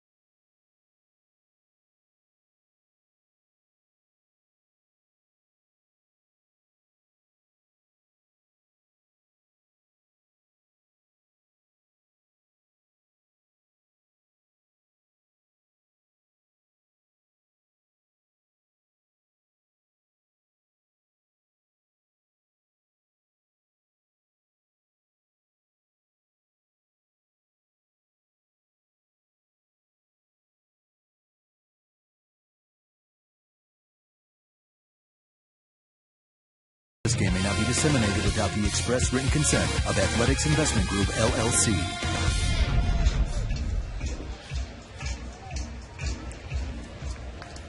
Five to 1, the A's over the White Sox, and they're looking for the series win before it should be a fun road trip. Tough road trip, but fun. 3 in Texas and 3 in Chicago against these White Sox for the Athletics. I'm sure Bob Alejo, the A's excellent strength and conditioning coach, telling the boys to hydrate. Been telling them all week, getting ready to go into the very hot oven of Arlington, Texas. Of course, they experienced it last weekend in Kansas City. A little bit of cramping, but hydrate before you go in to that climate. Ciedo leading things off. But you know what else makes this a fun week too, Ray, is the trade deadline. We're going to be on the road when things start happening, whether the A's do anything or not. It's still a fun time in baseball. Lots of rumors. Some true, some not true, but there will be some big trades made. There always is. And of course,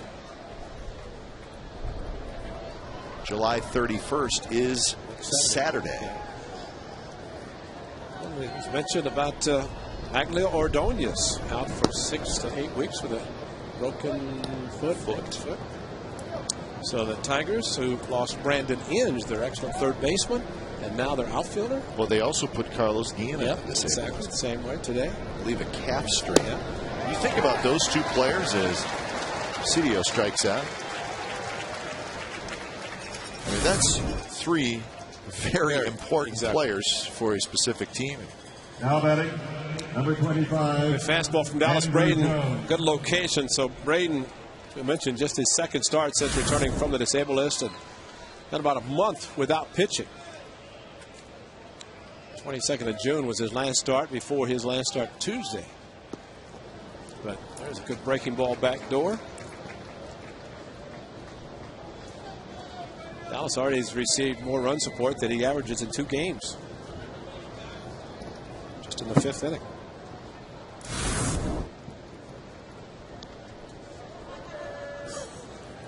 Ciedo not happy. We talked about his aggressiveness. He swung at fouled off a pitch that was a change up in the dirt. So line shot. Coco Crisp fighting it a little bit. Looked like it had a little knuckle to it. That's not an easy play for a center fielder, but he handled it. Andrew Jones is retired. 2 outs. What up, bro? Number 15, Gordon Beckham.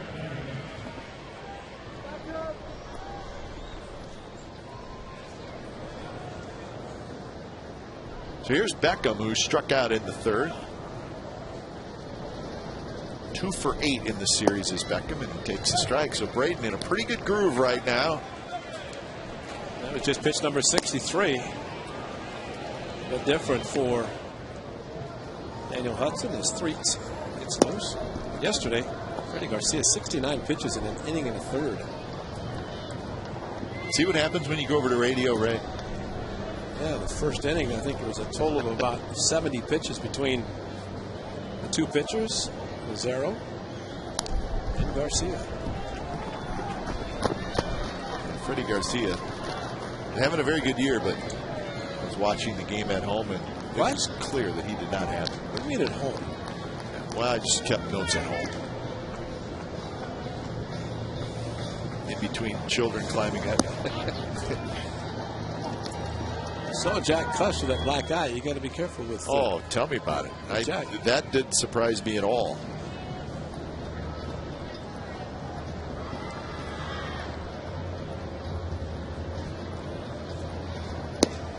Good pitch, 2-2 changeup. Beckham strikes out. 2 more strikeouts for Dallas Braden.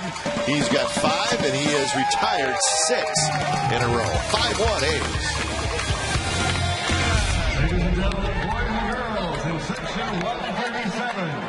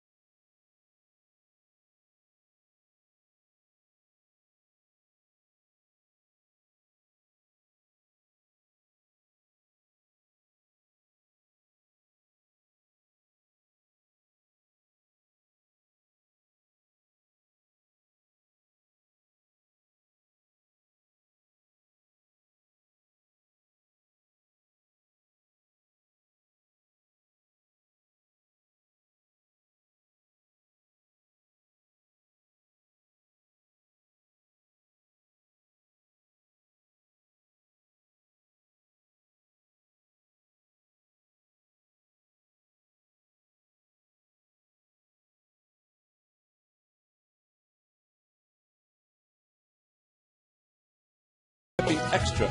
Limited amount of autographed Andrew Bailey mugs will be on sale for $25. The proceeds go to the Juvenile Diabetes Research Foundation. Get tickets online, OaklandAthletics.com, and don't miss the annual Root Beer Float Day. Mug Root Beer Float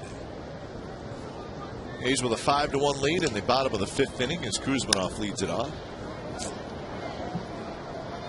Merko on the move, but he is not going to get it. See the giveaway today, the Brett Anderson jersey, lots of them being worn.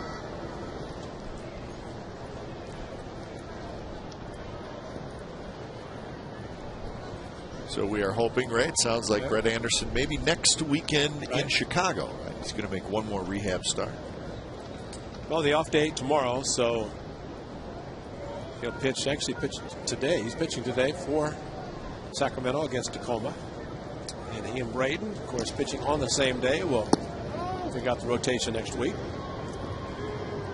So the tentative plan would be for Anderson to pitch Friday, correct, in Chicago? I believe that's what we're hoping for.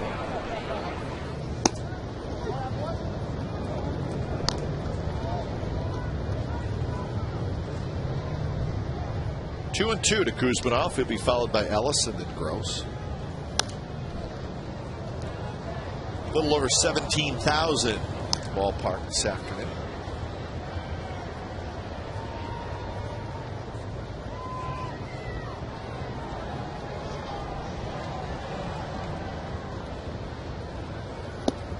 Changeup, and a pretty good one as Kuzminov swings and misses. So Hudson gets his 4th strikeout. You know, we were talking in Kansas City Saturday about the Charlie Finley. You were talking about the book. Well, the man is in the house today and has been for the weekend. Ken Hawk Harrelson. Hawk, of course, the play-by-play Steve Stone to our left, his right. Of course, the author of a Cy Young Award season. But Hawk Harrelson, when asked, and when we talked about writing Charlie O. the Mule, he said he received $25 every time he wrote it.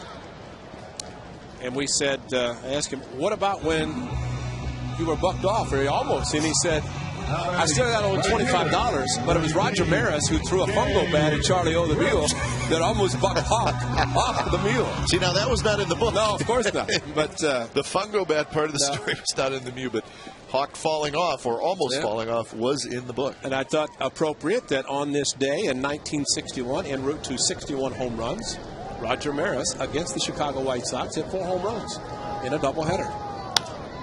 And the Yankees defeated the White Sox in the double dip. Juan Pierre makes the catch, side retired. So Daniel Hudson has a much needed quick inning. We're headed to the 6th, 5-1 A's.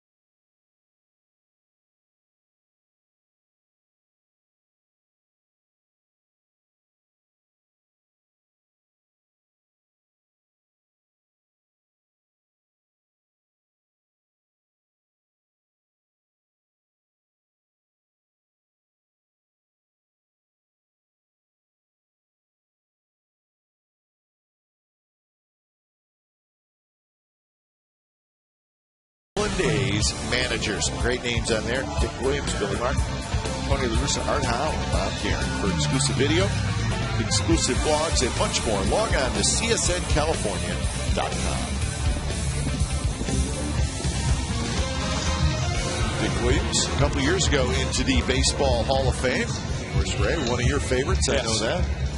Well, Dick was an outstanding manager. I was fortunate to be part of the A's at least the 1 year before he, after winning his back-to-back World Series, decided that was it. And Alvin Dark came in and won again in '74, but Dick Williams was outstanding. There's no doubt. And then, rightfully so, in the Hall of Fame. Yep. Where he should be. Get to see his son Ricky Williams, scout. See him around in our travels. Top of the order for the White Sox here in the 6th inning. Pierre, Ramirez, and Rios. Excellent start so far for Dallas Braden, sitting on 69 pitches. Well, you like to see when Dallas gets in a nice row and gets in a groove. He gets that confidence, which he always has anyway, but he starts spotting his fastball, change up. He's throwing the breaking pitches backdoors to the right-handers. He's retired 13 of the last 14.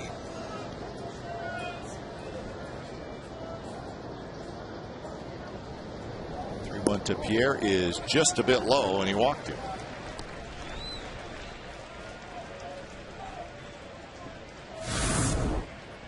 Kurt Suzuki and seeing watch the bunt, both third base for Kuzma and for Derek Martin.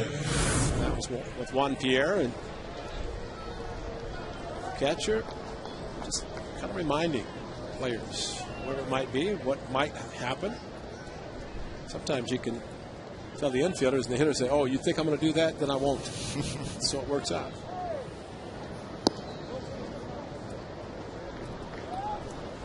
1-0 to Alexi Ramirez. Singleton scored in the first, struck out in the third.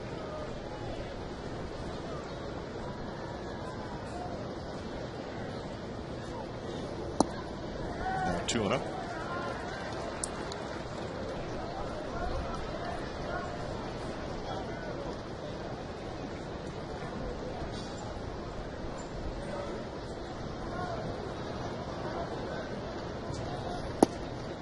Ramirez thought about a bunt attempt. Takes a strike. Third time through the batting order for the White Sox, with Pierre walking and Ramirez taking a couple of change-ups. Figure that the hitters know what Dallas Braden's capable of doing, and especially with the change-up, trying to be patient. First time he's used the step off quickly and throw to first base.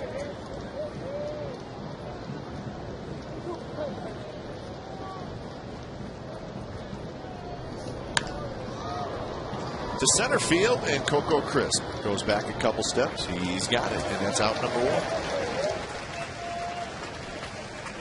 And the Dallas Braden does so well. Of course, it's very rare that anybody even attempts a stolen base when he's on the mound, much less actually steals a base. So he can control the running game himself, and I think he has the ability, flexibility to do that, since he is looking right at the base runner. Pierre may not be running down by 4 runs, but he does lead the American League in stolen bases with 35. Does not have a real big lead.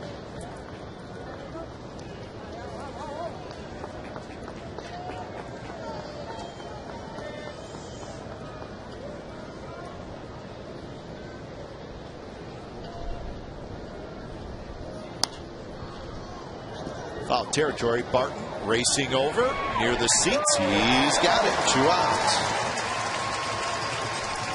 Well, Derek, that time holding Pierre, so he had a shorter distance to go get the ball, but also, you know, if you're running on grass, you still have several feet before you get to the rail. Derek Barton ran hard, never did see him look down because he did not feel the warning track until he stepped on it. So he knew he had plenty of room.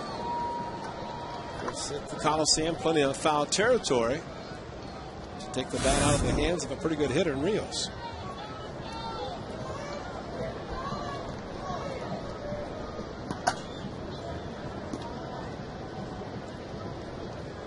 So 2 outs, and Konerko steps in and takes outside.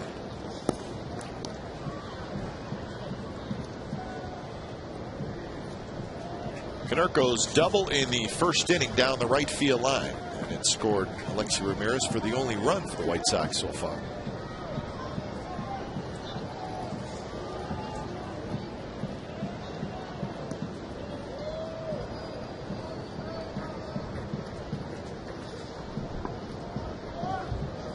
This will be pitch number 80 for Dallas Braden.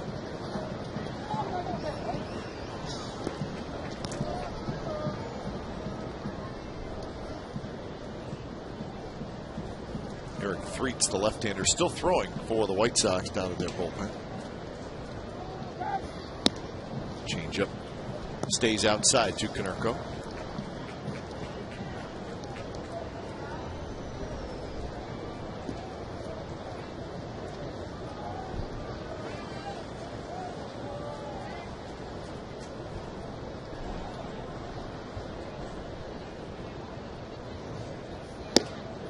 Three 3-0 with Carlos Quinton waiting in the on-deck circle.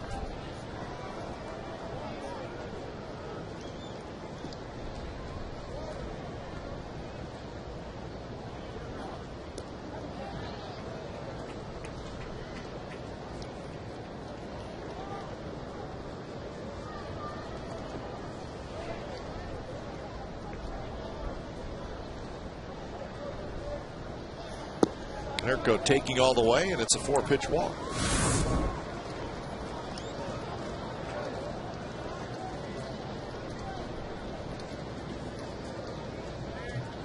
Now batting Derek Barton, who injured his left wrist, his thumb, and a play. I think it was the Boston series.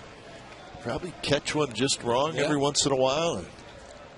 You know what Victor Martinez is figuring after he fractured his left thumb, of course, his catching thumb. Probably goes right up your arm. Yeah. So Martinez might be activated Monday.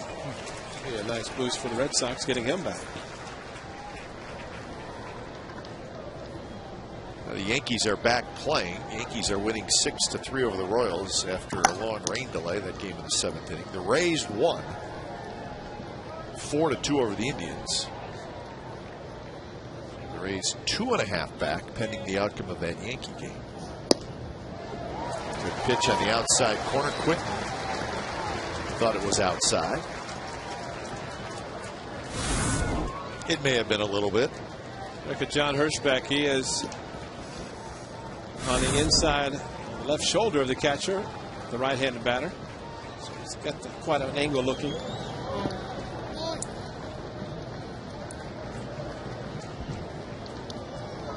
Quinton with 19 homers and 66 RBIs. Be careful.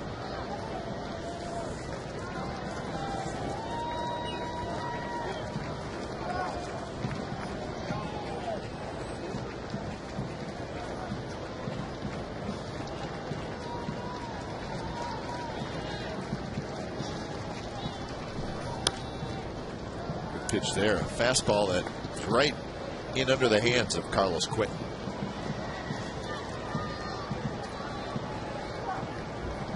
Dallas Braden 94 pitches Tuesday in his first stop following the disabled list. He's at 86 now. Usually you add on at least 10 to 15 from start to start. We'll see no activity right now. I'd like to see him go 7 innings. Hit hard. Kuzminov knocks it down, picks it up, throws wide. Barton tags Quinton, and that will do it for the White Sox. They strand a pair. Bottom of the 6th coming up. So 5-1 A's. Okay, fans, to play the drumstick shuffle.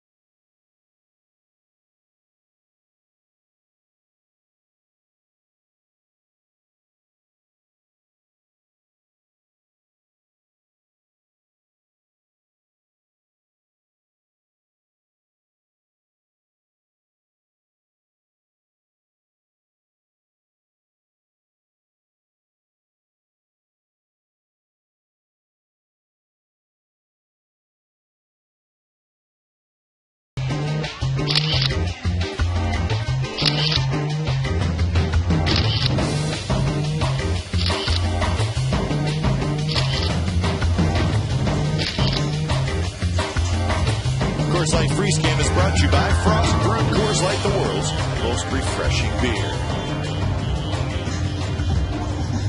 A's with a 5-1 lead over the White Sox, bottom of the 6th inning.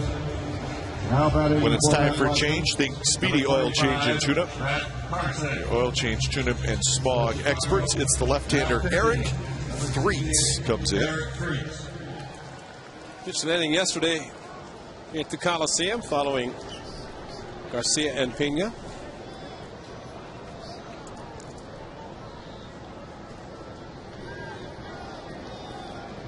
So this is Matt Carson, who is hitting for Matt Watson.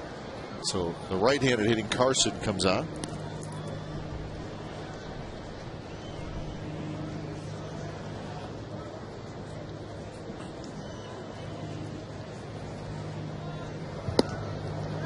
Two 2-0 to Threets, or from Threets to Carson. He'll be followed by Pennington, and then the top of the order, Coco Crisp. The A's with 6 hits in the game. The White Sox with just 3.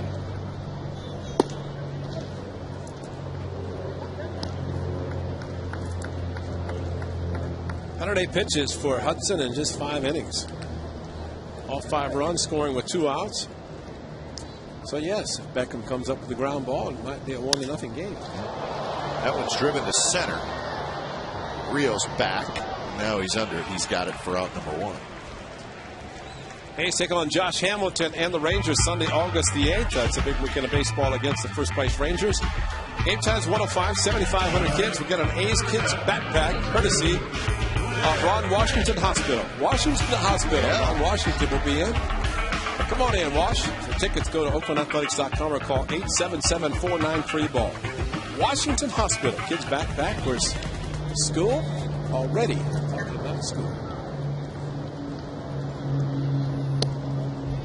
Up and away to Cliff Pennington. Pennington a pop out to short and a single in the 4th, and he scored a run in that 4th inning.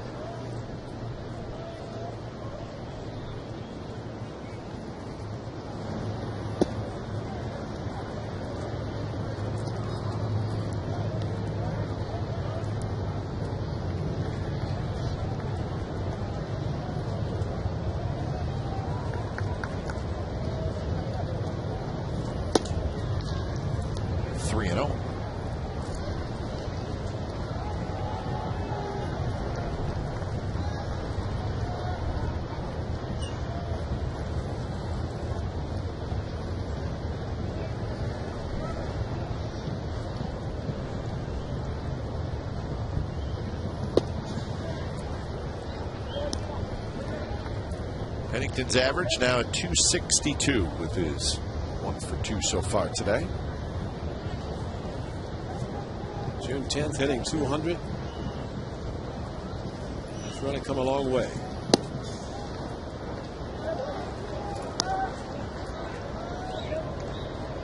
Well, he's come a long way and then held his own right around the 260 mark. Last at bat, 3-2 count. Same in this one. He got a base hit last time from the left side. Lines that one to right. Andrew Jones was playing in a little bit. He makes the catch for out number 2. By the way, we showed Hawk Harrelson and Steve Stone, the 2 TV broadcasters for the Chicago White Sox. Did you happen to talk to Stoney about the home run he gave up to your brother? I have not talked to him about it. I don't know that he's interested in doing that. Well, no, I think it, maybe you could ask him what he threw. And slider, hanger. That was at Cleveland Municipal Stadium. Steve Stone, an excellent pitcher, a Cy Young Award winner in the American League. What did Stoney have to say about it? He said it wasn't the first he gave. That's true. But I thought his comments about it, he'd like to have hit more than one because every time he got on base, he had to run hard. He liked that trot. Yeah, exactly. Didn't get to work on it much, but Dwayne's name came up because there was an article about Reggie Willits, and it started that when you think of the name Reggie, of course, you think of home runs. Yeah. Reggie Jackson, of course, hitting 3 in consecutive pitches in the World Series. And Reggie Willits has not hit a home run. think he has the longest streak of homerless at bats. Is it among active or all time? I think no, that active, yeah, because he has not had that many. But he did in the article mention Reggie Jackson, and all the home runs he hit. Reggie Willits has not, and Dwayne Kuiper hitting the one home run and over 1,000. But Dwayne has always said, he said, listen, if I'd have known I was going to hit just one, maybe I'd have did a different putt. He said he wished he would have hit one in each league. Yeah, that's good. One in the American League, one in the National. That's good. Says he hit a ball off the top of the wall against Jim Bibby at Candlestick. He said that was the closest I got to getting that second. Well, and unfortunately to this day, I can say I didn't see it. I was with Wayne in Cleveland, and I was in the clubhouse. You were sort of there. I heard all the screaming. I said, it can't be. I missed it. But some would say, if you're going to go that many, why put the one in the column? But you want to fill up every column. Well, yes, you don't want to zero in any column. Yeah, especially to play as many games as he did. No, I think he'd rather have one than zero. And I think even a better comment when people say, hey, you only hit one home run. You know what he says? How many did you hit? Right. Yeah, it depends who it's coming from. That's right. And usually if it's coming from just a fan, well, then that's usually who it comes from. Probably his A line for that. Can't argue with that. How many did you hit? How many chances did you get to hit? Giants once played an exhibition game before their season started against Stanford. And he hit a home run. Did he? Didn't count. And he said as he rounded third, all the Giants in the dugout were laying on the ground acting like they fainted. And the throw goes down the right field line, and Coco Crisp was running on the play. He hits the bag at third, being waved home. Beckham's throw way off line, and Crisp scores 6-1. He was running on the play. The pickoff throw was wild. And you added it all up, and you had a pretty good idea that he was going to score. And he did. And somewhere in Porterville, California, Monty Moore is thinking about Campy Kempiners doing the same thing. And as he rounded third, he scores. Beep, beep, beep. The Roadrunner. Monty Moore, what a great call. And Coco Crisp actually stopped between first and second, knew he'd been picked off. And then heard the crowd, saw the ball get past Konerko, and with the angle in which the ball was thrown, there's nobody there to back up. Nope. And it was a foot race, and Coco going on first move, stopped, and then started from a dead stop and kicked it in gear. And Mike Gallego was halfway to home plate waving the left arm. So Coco knew once he rounded second and picking up Mike Gallego that he was going to be sent. And that's an exciting play. So, stolen base E1 is your official ruling.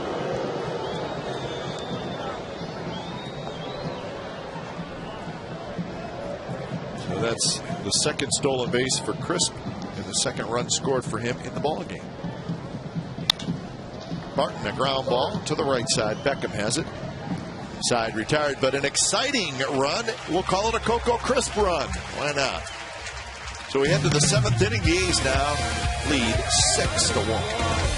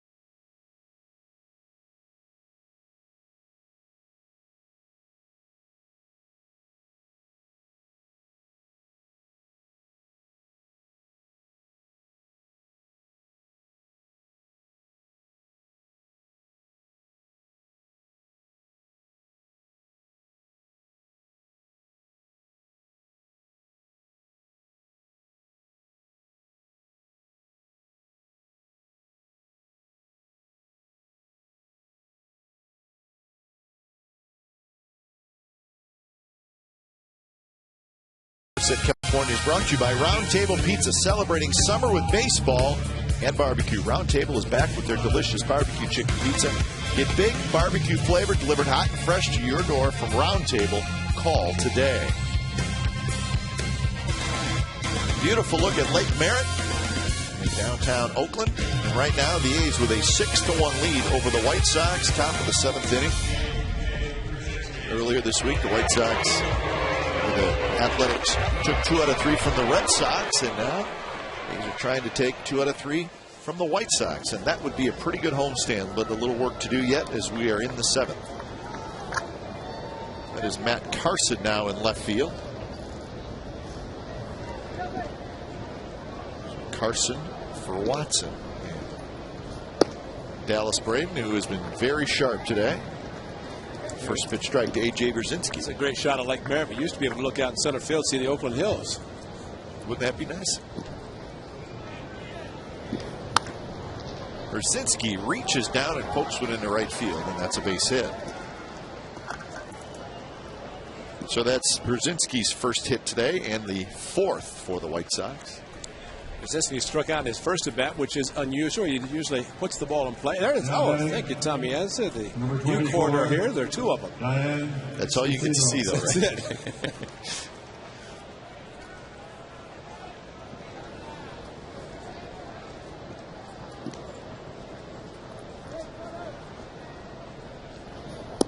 Viciendo, the third baseman, steps in for his 3rd at bat.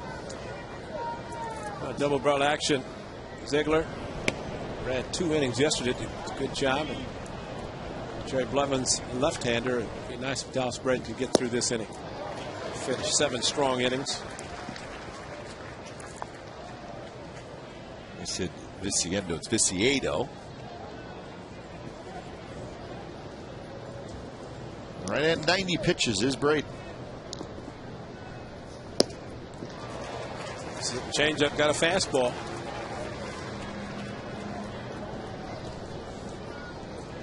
Well, there's a perfect example of an 85-mile-an-hour fastball probably looking like 90, maybe more.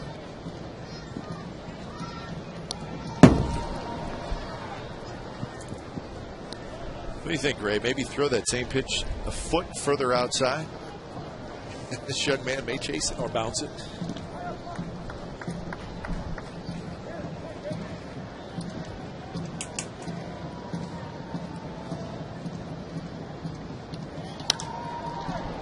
Driven to left center. Matt Carson, glasses on, makes the catch, and that's out number 1. Well, give him a fastball to hit, but still, you got to be thinking soft, thinking off speed, and get a fastball. Usually don't put a charge into it like you normally would. Now batting. But the old saying of kind of pitching backwards had a 1-2 count through the fastball. A lot of times Dallas will in that count throw the change up, bounce it, try to get a hitter to chase.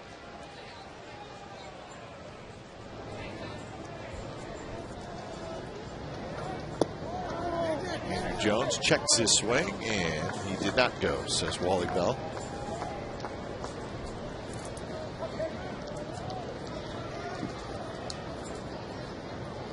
The 5 strikeouts, a couple of walks.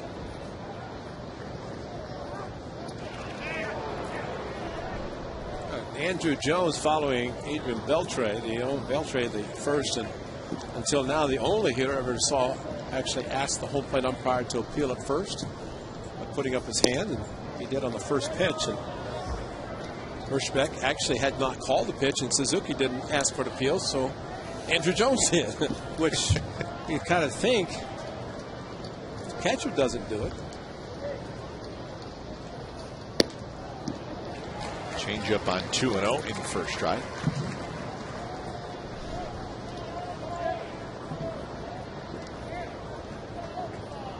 Beckham is in the on-deck circle.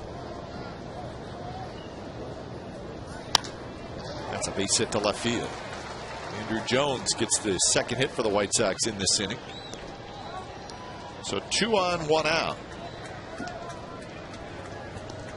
And Bob Guerin's coming out. Beckham's a right-handed hitter. No Ziegler's coming in, so that's going to be your pitching matchup. When it's time for a change, think Speedy Oil Change and Tune-Up. Your oil change, tune-up, and smog experts. Let's listen to the fan reaction to Dallas Braden.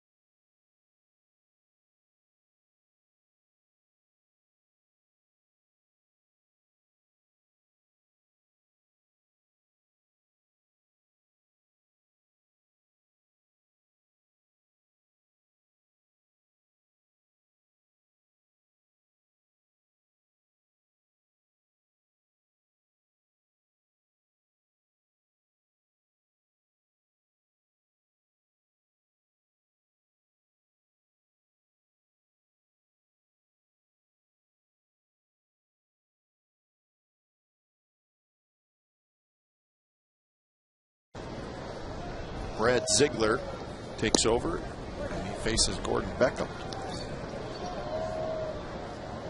So 98 pitches for Dallas Braden. He pitched very well today.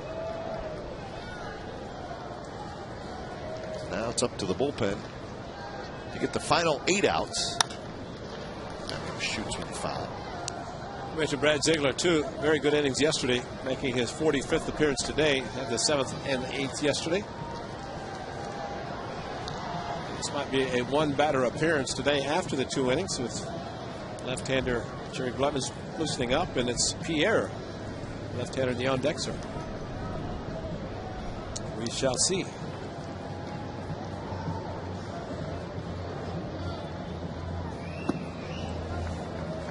Good one now to Beckham, who has struck out twice today, both swinging.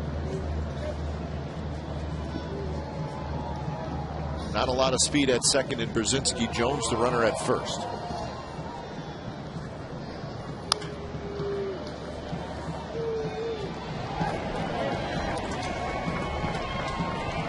Kevin's getting pretty proud of himself down in the bullpen, protecting the guys. He's yesterday came in, his uniform dirty. Cliffy Clayman had to clean his uniform. He's diving for balls on the warning track, so he's styling now. A lot of confidence, Kevin. Swing and a miss. He struck him out. Beckham strikes out for the 3rd time today. And that's out number 2 here in the 7th. And Bob Guerin, as Ray predicted, will now go and get Jerry Blevins. So Brad Ziegler faces one hitter, does his job, and now Blevins coming in to face Juan Pierre.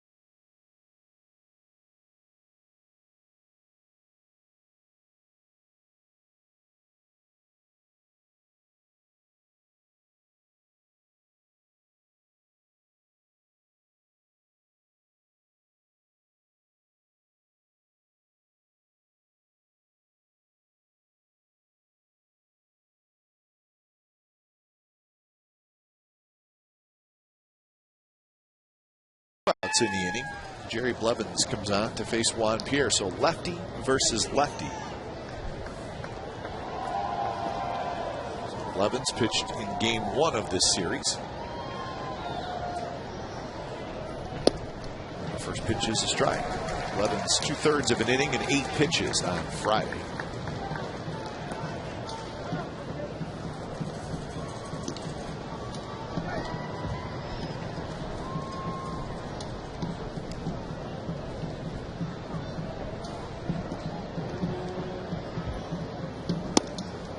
Fastball just misses.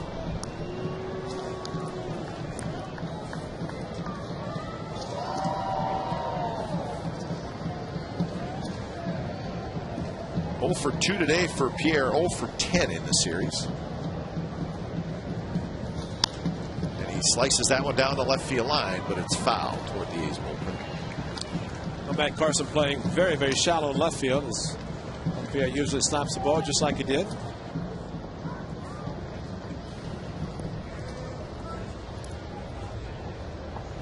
See if he drops the big hook on him now.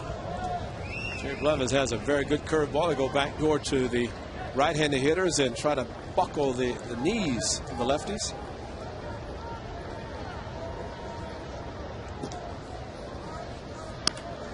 Up the middle, and that's going to get through into center field for a base hit. Brzezinski digging home. He's going to score, and Juan Pierre, he got that slider and he hung in there on it and has an RBI single. So now it's 6-2. Threw it at him a little bit, but it kind of hung, and Juan Pierre, again, not a real power hitter, and as a result, planted the front foot right, maybe between the legs of the tall one, Jerry Blevins. A little bit of a stutter in his front foot, but he kept enough back with his upper body in the bat, and Brzezinski running on contact, able to score. First pitch to Ramirez is outside. Alexi Ramirez 1 for 3.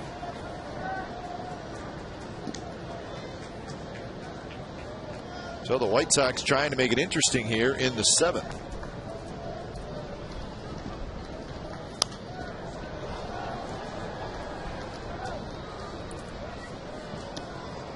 A very important guy to get, not only to end the inning, but on deck is Alex Rios.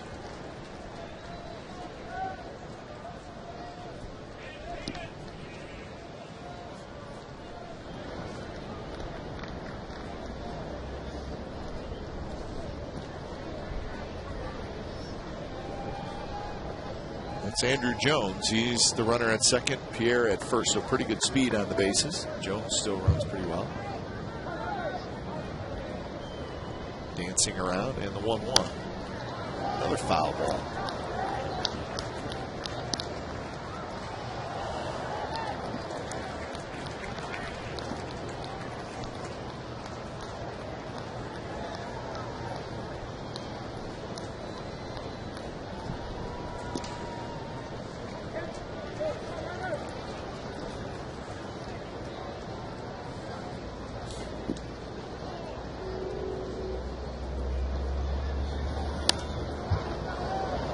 Fastball there by Blevins, location-wise, got in on Ramirez.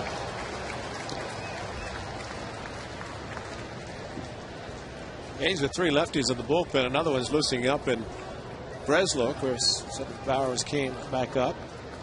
But Andrew Bailey really not available. Still a little sore back. So Michael Wirtz probably would be the guy to close the game if it gets to that situation. And Henry Rodriguez.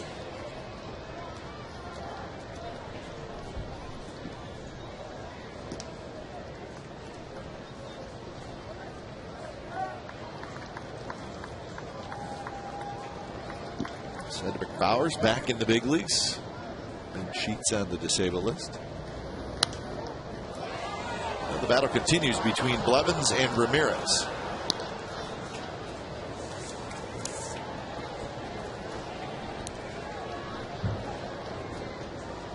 Well, that's not going to sign when your closer's in the dugout. That is not a good sign. You're right.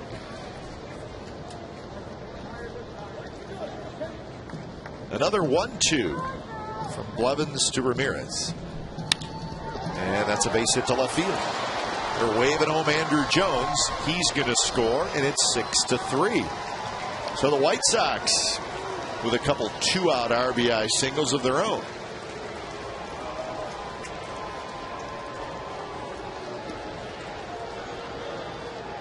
Now things are officially interesting. So we're going to see the third pitcher of the inning for the Athletics.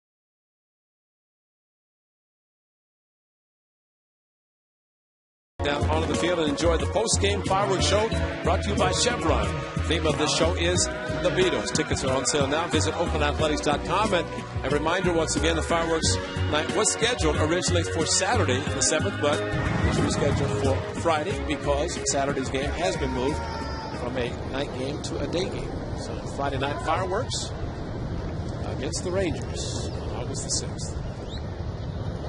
Breslow comes in to face Alex Rios.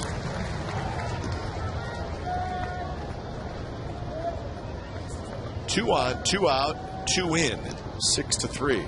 When it's time for a change, think Speedy Oil Change and Tune-Up, your oil change, tune-up, and smog experts. And Ray, I said third pitcher of the inning, third reliever of the inning. This is the fourth pitcher of the inning because Braden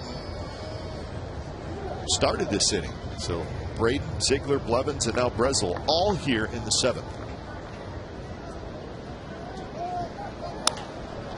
Bounced, and Pennington makes a play, but the runners were going on the pitch, and Pierre scores easily.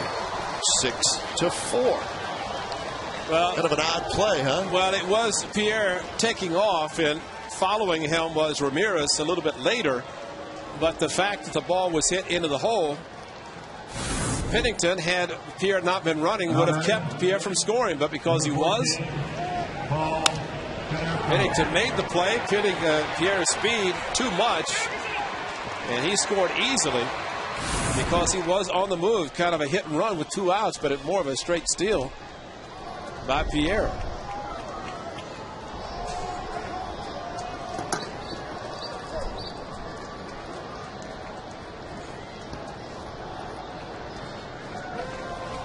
So now Konerko hits. So Ramirez at second. Rios at first. More speed on the bases for the White Sox. With the exception of Brad Ziegler facing Beckham, the right-hander to right-hander, it's been all lefties facing this lineup today. And, of course, with Braden starting, you have predominantly right-handed hitting lineup anyway. And now a couple of relievers come in, both from the left side. Konerko hits one high to center field. Coco Crisp fighting the sun. Still fighting it, and he makes the catch. Side retired.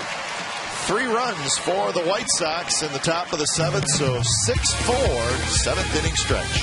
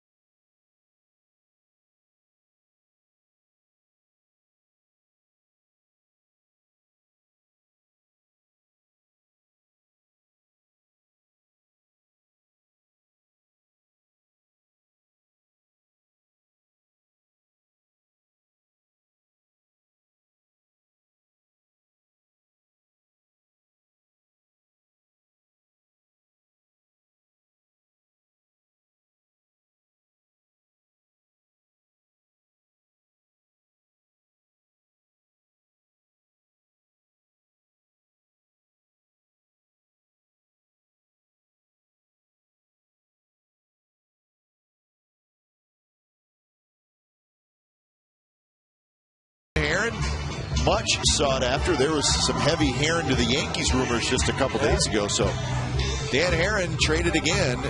So he will be on his way to the Angels. And Joe Saunders to the Diamondbacks. Wow. How about that? So as the inning starts, a little more time for the reliever. And now we will have a pitching change. And we'll talk more about that trade when we come back.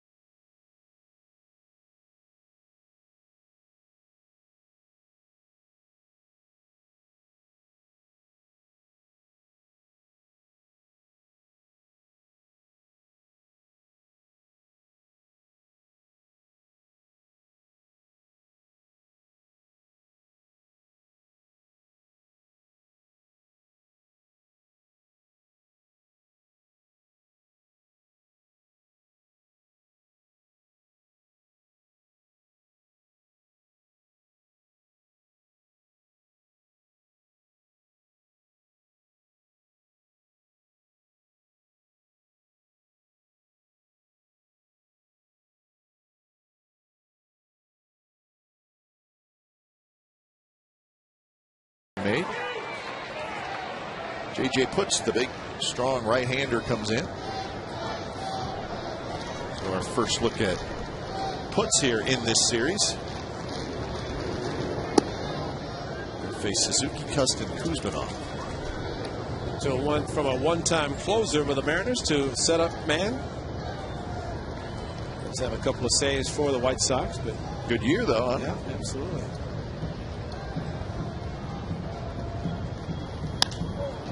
hit hard on the ground. One hop to Ramirez, who flips it across Suzuki's line. So what do you think? Dan Herron to the Angels for Joe Saunders. It's interesting. Yeah, very interesting. Of course, Herron has at least a couple more years left on his contract after this year. He's not been having a great year, but then the team he's been pitching for, the Diamondbacks, are not very good. All indications, he was, of course, the Cardinals, came from the Cardinals to the A's, and back to Diamondbacks, was happy to be back in the National League to hit. He loved to hit. In the American League now with the DH, that will not be in play. You also get the feeling the Angels may not be done. They may have another deal or two in the works. Who knows? Trailing the Texas Rangers by 6 games coming into today's action.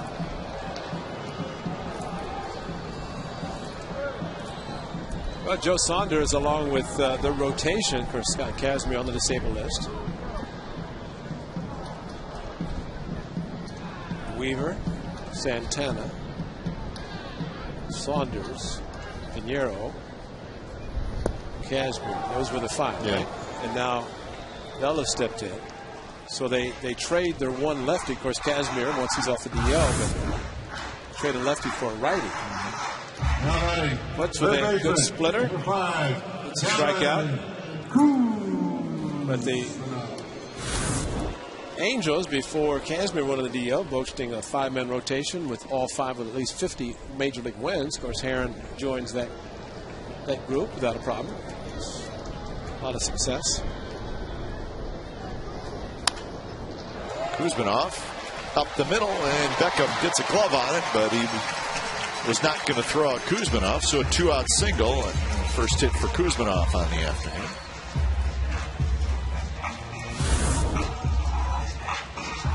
J.J. Putz could not handle it. It fell off just enough. And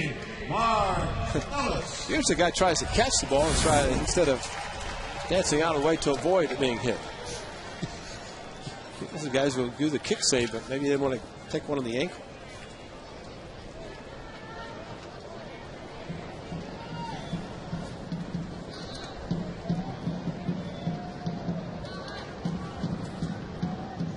Mark Ellis 0 for 2 with a walk. Scored a run. That was in the second inning.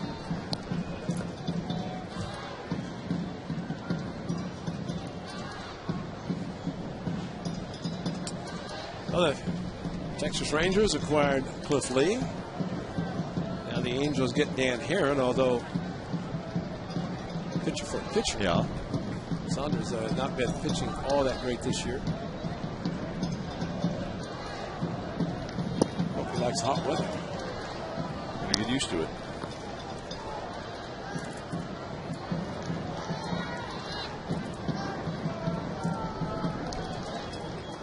Surprising, Dan Herron, a very good pitcher. His 4th major league team.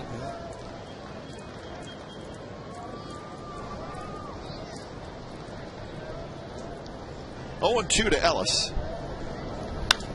And Mark hits one to the right side. Konerko goes down, makes the play, and steps on the bag. Nice play by the White Sox first baseman. 8th inning coming up, 6-4 A's.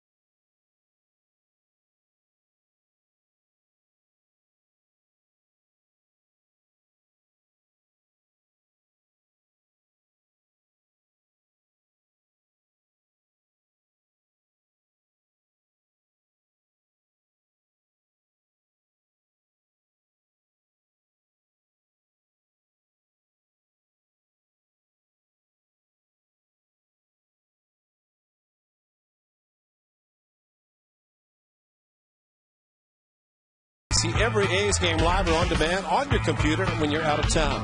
Visit OaklandAthletics.com to order and get more details. MLB.tv, baseball everywhere. Yeah. Oh, yeah. Good stuff.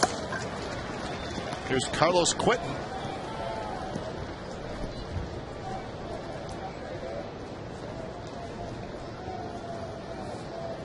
Quentin, Brzezinski, and Viciedo. Got a little piece of Kurt Suzuki, but it's an 0-2 count. So the White Sox, with their 3 runs in the 7th inning, have turned this into an interesting game, 6-4. 5 hits in the 7th inning, all singles.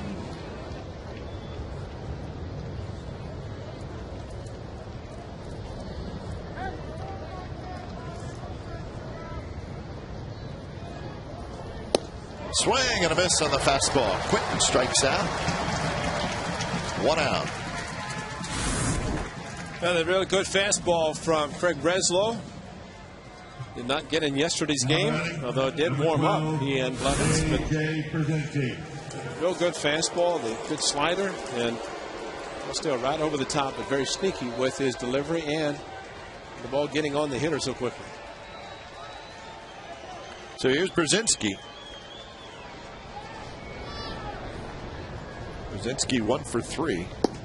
He started that 3-run 7th inning with a single to right field.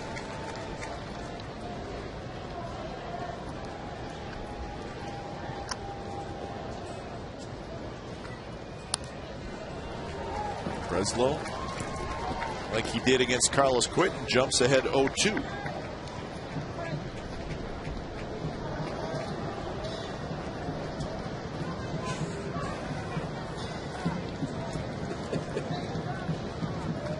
AJ is loved in the Bay Area, you know that.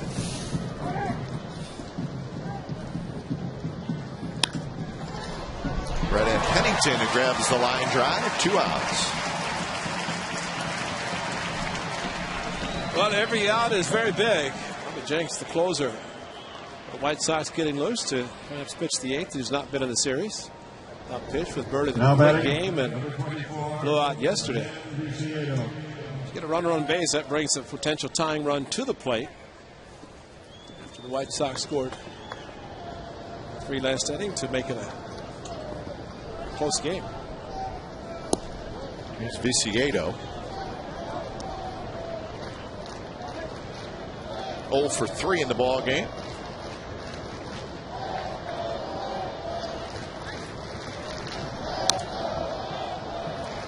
Hacks at that one and fouls it into the second deck.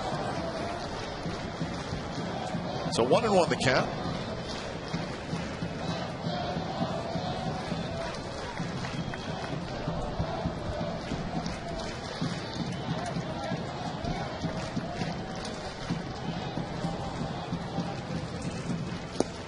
Good pitch with a fastball right at the knees, outside corner.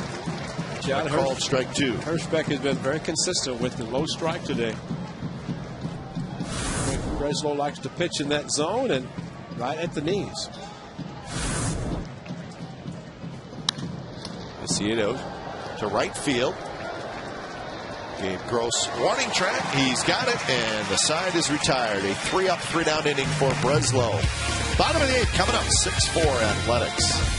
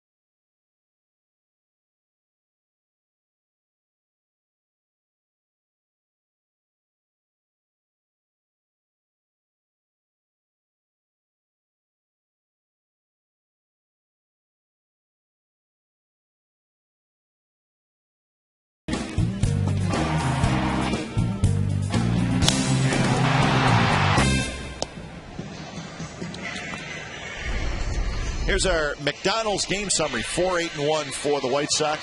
6-8-0 for the Athletics. It's the 3 runs in the 7th inning certainly tightened this game up. A's had a 6-1 lead after 6 innings. So the A's come to bat here in the bottom of the 8th.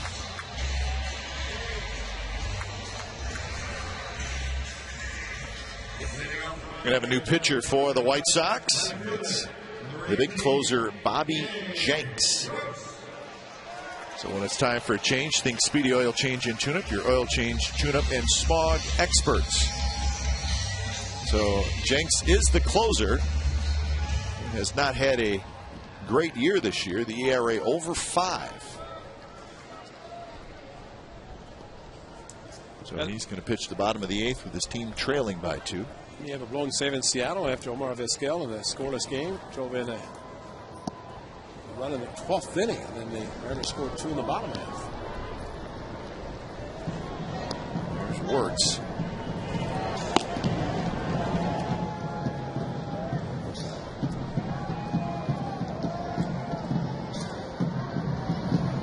Well, the White Sox bullpen, it's interesting with J.J. Putz having a good year. Obviously, he has closed before. Matt Thornton's an all-star. Yeah. So there are other guys that Ezequiel could go to in a save situation. He stays pretty close to Jenks. I think if you look at this series so far, and of course the A's will play the White Sox next weekend in Chicago, and then host the White Sox at the end of the season here at not the Coliseum, of course, but you have a complete game as Burley pitched Friday. Then you have your starter come out in the 2nd inning. So you're not going to those guys that you just mentioned. Yeah. A couple of setup guys and the closer. So 2 of those guys getting into this game, even though the White Sox trailing by 2.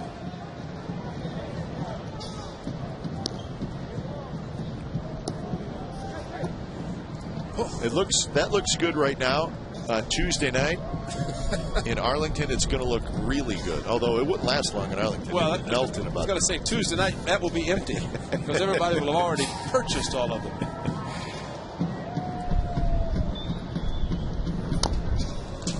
See, we talk a lot about the weather, but when we're on the road, we like our viewers to know what it's like where we're at. The problem in Arlington, I always felt like, Ray, is it's very, very hot, no question. But it's very windy. And I think that's what makes it sort of difficult for the players. And it's not a cool wind. It is not a cool. Wind blows, it cools you. It makes it warmer, yeah, it feels like. Yeah, it's just miserable. But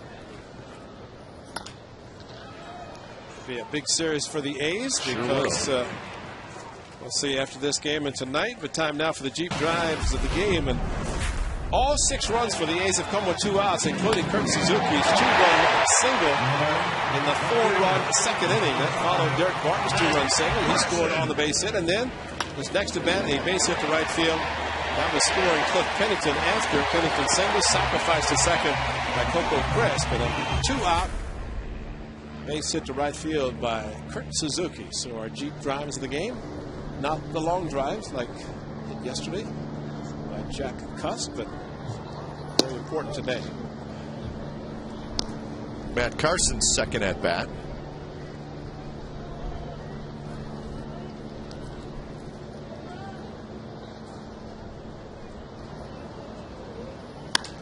Carson, a line drive. That's going to take one hop in front of Juan Pierre for a 1-out single. Hit number 9 for the Athletics. Well, we've been talking about the big series. Join us Tuesday right here in Comcast Sportsnet California. The A's and the Rangers, game 1 of that 3-game series. How about this matchup? Gio Gonzalez and Cliff Lee. That is going to be the pitching matchup. Coverage begins at 4:30 with A's pregame live, and then the ball game a little after 5. The home of A's baseball is Comcast Sportsnet California. Yeah, the Rangers will play tonight, hosting the Angels. Now that's the pitching matchups the rest of the series. Gonzalez-Lee on Tuesday, Cahill-Lewis on Wednesday, Mazzaro and Wilson on Thursday. Carson off on the pitch, and he steals it easily, not even close. So those are some good pitching matchups, and you could probably say you're going to see the three best starters for the Rangers. Of course, Lee Lewis having a good year, and so is C.J. Wilson. Meanwhile, Carson Gio will be pitching the opener. He'll also pitch against his former team, the Sox, next Sunday. And it's Tuesday, Sunday for Gio. No off days. Mike Carson got a tremendous jump off Bobby Jacobs. Bill Kevin. Oh, no. Kev. Boy, a smattering of boos because Kevin jumped and didn't get it. But Matt got a good jump and a big stolen base now. If the A's can score him, that'd be a big insurance run. That's 4 steals in the ball game for the Athletics. They now have 81 on the season.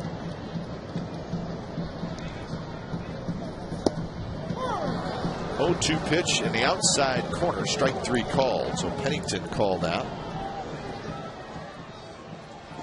So that's out number 2 here in the bottom of the 8th.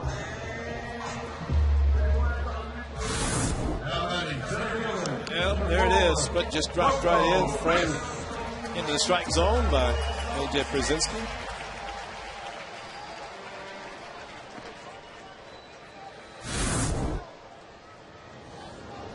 So see if Coco Crisp can come through.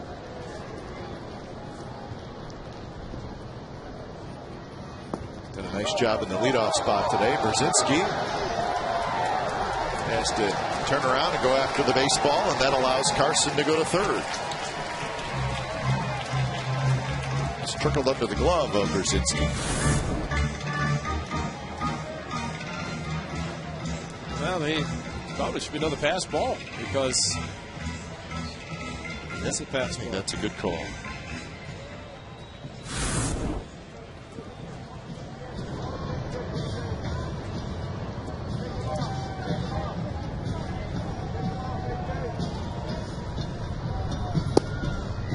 Strike called on the outside corner, 1-1. In the top of the 9th, it'll be Andrew Jones, Gordon Beckham, Juan Pierre.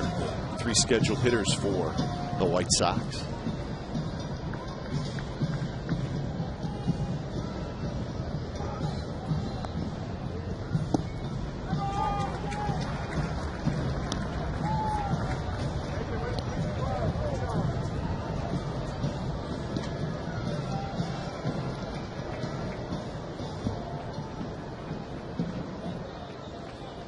Couple of runs scored today for Coco Crisp. He's got a single and a walk.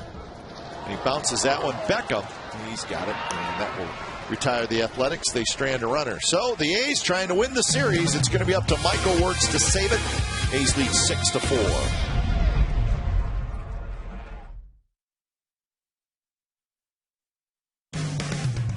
A's Baseball is brought to you by Toyota.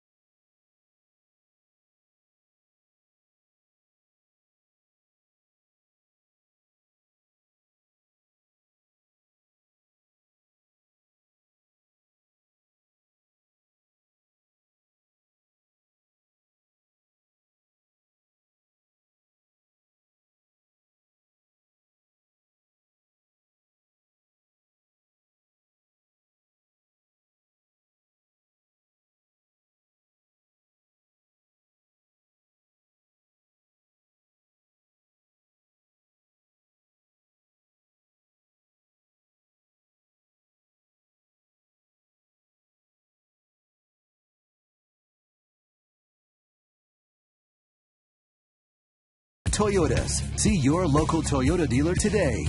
Toyota. Yes. By Xfinity, the next generation in home entertainment. Now available in the Bay Area and coming soon to the Central Valley. By Chevy, with a full lineup of award-winning cars, trucks, and crossovers. And by Verizon. The signal is yours. Wield it to transmit anything you want. Verizon. Michael Wirtz comes on. He will try to save it. The A's with a 6-4 lead. First pitch to Andrew Jones here in the top of the ninth is a strike on the outside corner. So Jones, Beckham, and Juan Pierre, that is what they have done in their careers against Wirtz.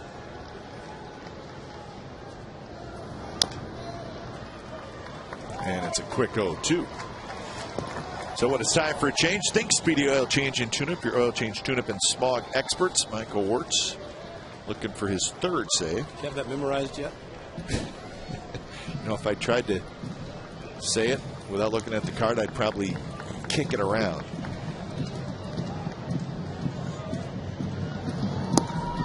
It's like Derek Barton and Ichiro Suzuki, foul balls with 2 strikes. Speedy Oil. How many mentions? Number of relievers? Ziegler, Blevins, Breslow, Wirtz for the Athletics.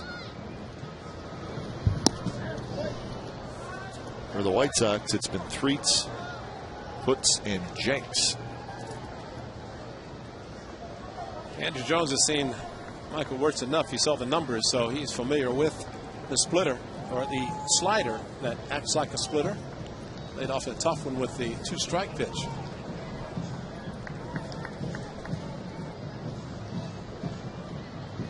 Pitch. Jones somehow stays alive. Kind of a half swing.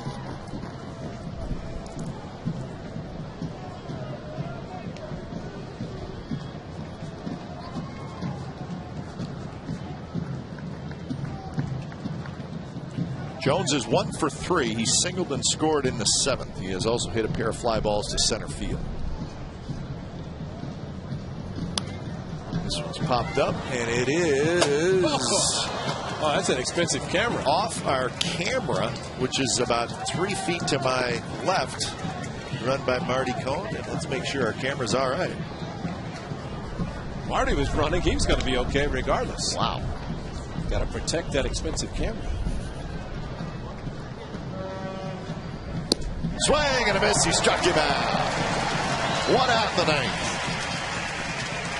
Marty, did you have a shot of the ball coming back into your lens?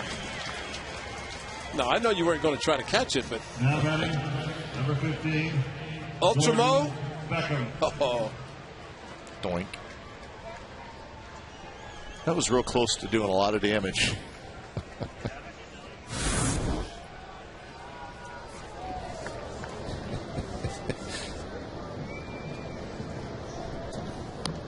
Beckham, bunt attempt, pops it up. Suzuki grabs it. 2 outs. Oh, Beckham, a tough day. Struck out 3 times before this at bat, and trying to do something to get on base, to get something started. Now batting, number 1, Juan Pierre. 2 big outs in front of Pierre. Trying to drag it straight up, and Kurt Suzuki able to handle it as it came down right in fair territory. And making the play. First pitch to Juan Pierre, fastball for a strike from Wirtz.